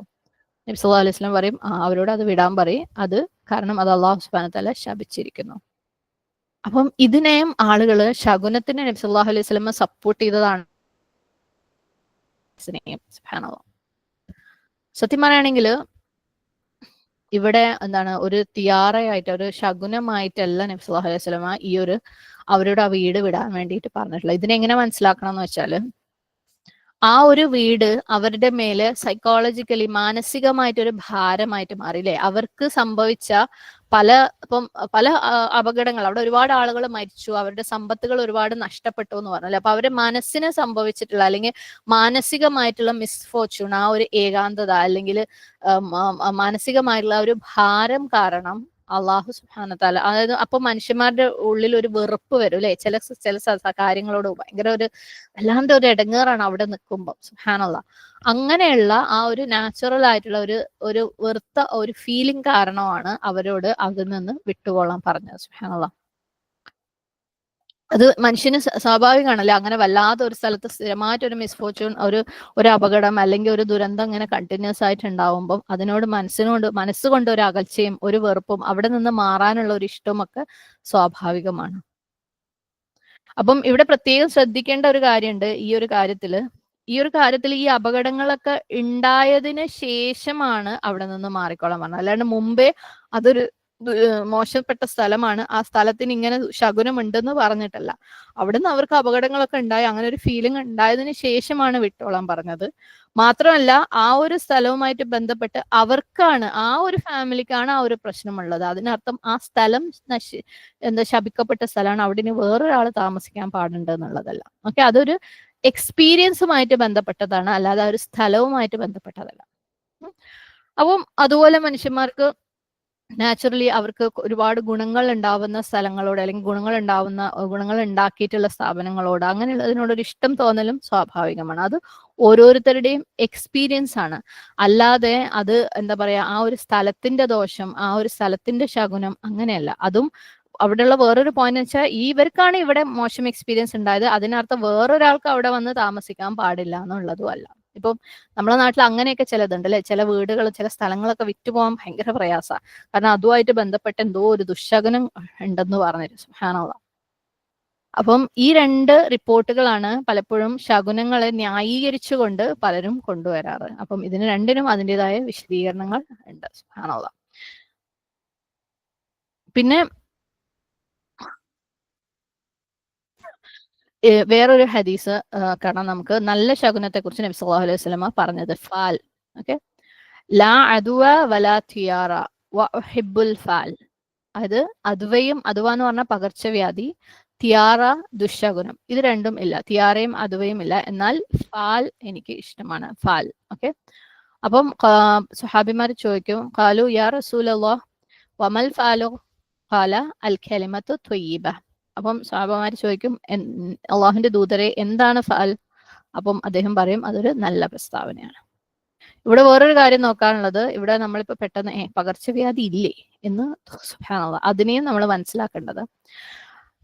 ജാഹിലിയ കാലഘട്ടത്തില് പലപ്പോഴും ഇതുപോലെ പകർച്ചവ്യാധികൾ ഉണ്ടാവുമ്പം ആളുകൾ അതിനെ അള്ളാഹു അല്ലാതെ ചില ദുഷ്ട ആത്മാക്കള് അല്ലെങ്കിൽ ചീത്ത സ്പിരിറ്റുകൾ അങ്ങനെ ഉള്ളതുമായിട്ട് ബന്ധിച്ച് അവരുണ്ടാക്കിയതാണ് ആ പകർച്ചവ്യാധി എന്നുള്ളൊരു വിശ്വാസം ഉണ്ടായിരുന്നു. അതിനെയാണ് നബി സല്ലല്ലാഹു അലൈഹി വസല്ലം ഇവിടെ നിഷേധിക്കുന്നത്, അഥവാ എന്ന് പറഞ്ഞിട്ട്. ഓക്കെ, അല്ലാതെ നമുക്ക് സുബ്ഹാനല്ലാഹ് വൈറസ് കാരണം ഉണ്ടാകുന്ന അല്ലെ, ഇപ്പൊ നാട്ടിലൊക്കെ പണ്ടും അന്നും അതുപോലെയുള്ള പ്ലേഗ് പോലെയുള്ള രോഗങ്ങളൊക്കെ അംഗീകരിക്കപ്പെട്ടിട്ടുണ്ട്. ഇത് വൈറസ് കാരണമുള്ള ഇൻഫെക്ഷൻ, കാരണമുള്ള പകർച്ചവ്യാധികളൊക്കെ നബി സല്ലല്ലാഹു അലൈഹി വസല്ലം അംഗീകരിക്കുന്നുണ്ട്. അത് വേറൊരു ഹദീസിനകത്ത് അതിനെക്കുറിച്ച് പറഞ്ഞിട്ടുണ്ട്. ഇവിടെ പറഞ്ഞിരിക്കുന്നത് ഇപ്രകാരമുള്ള ഒരു വിശ്വാസമുണ്ട്. പണ്ട് ഇതുപോലെ പകർച്ചവ്യാധികൾ വരുമ്പം അവർ അവകാശപ്പെട്ടിരുന്നത് ഇത് ഏതോ ഒരു ദുഷ്ട ശക്തിയാണ്, ഏതോ ഒരു ദുഷ്ട ആത്മാവാണ്, അതുകൊണ്ടാണ് ആ പകർച്ചവ്യാധികളെയാണ് നബി സല്ലല്ലാഹു അലൈഹി വസല്ലം ഇവിടെ നിഷേധിക്കുന്നത്. അപ്പം നമുക്ക് ഫാലിലേക്ക് വരാം. ഫാൽ എന്ന് പറഞ്ഞ ഒരു നല്ല വാക്ക്, നല്ല പ്രസ്താവന, അതൊരു നല്ല ശകുനമാണ്. അത് നബി സല്ലല്ലാഹു അലൈഹി വസല്ലം ഇഷ്ടമാണെന്ന് പറഞ്ഞിട്ടുണ്ട്. അപ്പൊ നമ്മള് ഫാല് നല്ലതാണെന്ന് പറയുമ്പോൾ ശകുനങ്ങൾക്ക് അങ്ങനെ നന്മയും തിന്മയൊക്കെ ഉണ്ടോ എന്ന് ചിന്തിക്കുക അല്ലെ. നമുക്കറിയാം ചീത്ത ശകുനങ്ങൾ എന്ന് പറയുമ്പോൾ അള്ളാഹു സുബ്ഹാനഹു വതആലയുമായിട്ട് ചീത്ത അല്ലെ, അങ്ങനെ സംഭവിച്ചു കഴിഞ്ഞാൽ അള്ളാഹ് ഇങ്ങനെ കൊണ്ടുവരും എന്ന് അള്ളാഹ്ക്ക് സൃഷ്ടികളുടെ അള്ളാഹിന്റെ പവർ സൃഷ്ടികൾക്ക് കൊടുത്തിട്ട് ഒരു ശിർക്ക് ഉണ്ടാക്കൽ തന്നെയാണ് ചീത്ത ശകുനം എന്ന് പറഞ്ഞത്. ഇനി നല്ല ശകുനം എന്ന് പറയുന്നത് നല്ല ചിന്തയാണെങ്കിൽ പോലും അവിടെയും അള്ളാഹിന്റെ പവർ സൃഷ്ടികൾക്ക് കൊടുക്കലാണ് അല്ലെ. അതുകൊണ്ടാണ് സഹാബാക്കൾക്ക് ഫാൽ എന്ന് കേട്ടപ്പം ഒരു അത്ഭുതം തോന്നിയത്. അപ്പൊ നബി സല്ലല്ലാഹു അലൈഹി വസല്ലമ പറഞ്ഞ എന്തൊരു കാര്യം എന്താണെന്ന് വെച്ചാൽ, ഫാൽ എന്ന് പറയുമ്പം അത് ഇസ്ലാമികമായിട്ടുള്ള ആക്സെപ്റ്റബിൾ ആണെന്ന് പറയുമ്പം അതിനൊരു ലിമിറ്റേഷൻ ഉണ്ടല്ലേ, അതൊരു നല്ല പ്രസ്താവന മാത്രമാണ്. അതിനാണ് ഫാൽ എന്ന് പറയുന്നത്. അതായത് ഇപ്പൊ ഒരാള്, ഒരു രോഗിയായ ആളെ നമ്മൾ സാലിം എന്ന് വിളിക്കുക, അതായത് നീ ആരോഗ്യവാനാണെന്ന് അവന്റെ അടുത്ത് പറയുമ്പം ഇൻഡയറക്ട്ലി അള്ളാഹു സുബ്ഹാനഹു വ തആല നിനക്ക് ആരോഗ്യം തരും, നിന്റെ രോഗം മാറ്റും. അള്ളാഹുവിൽ തവക്കുൽ ചെയ്തുകൊണ്ടുള്ള നല്ല വാക്കാണ് എന്ത്? ഫാൽ.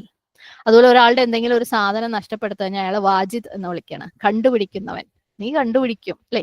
അതുപോലെ നമ്മൾ ഏതൊരാൾക്ക് ഒരു വിഷമം വരുമ്പം അയാൾക്ക് ഹോപ്പ്, പ്രതീക്ഷ കൊടുത്ത് ഒപ്റ്റിമിസ്റ്റിക് ആയിട്ട് നമ്മൾ സംസാരിക്കുമ്പോൾ അല്ലെ, അവൾ എന്തെങ്കിലും ഒരു മോശപ്പെട്ട ഒരു അവസ്ഥയിൽ ഉണ്ടാവുമ്പോൾ, ഇതൊന്നും പ്രശ്നമില്ല, നിങ്ങൾ ഇതൊക്കെ, ഈ അസുഖമൊക്കെ മാറി പൂർണ്ണ ആരോഗ്യത്തോടു കൂടി തിരിച്ചു വരും അല്ലെ, അള്ളാഹുവിന്റെ സഹായത്തോടു കൂടി.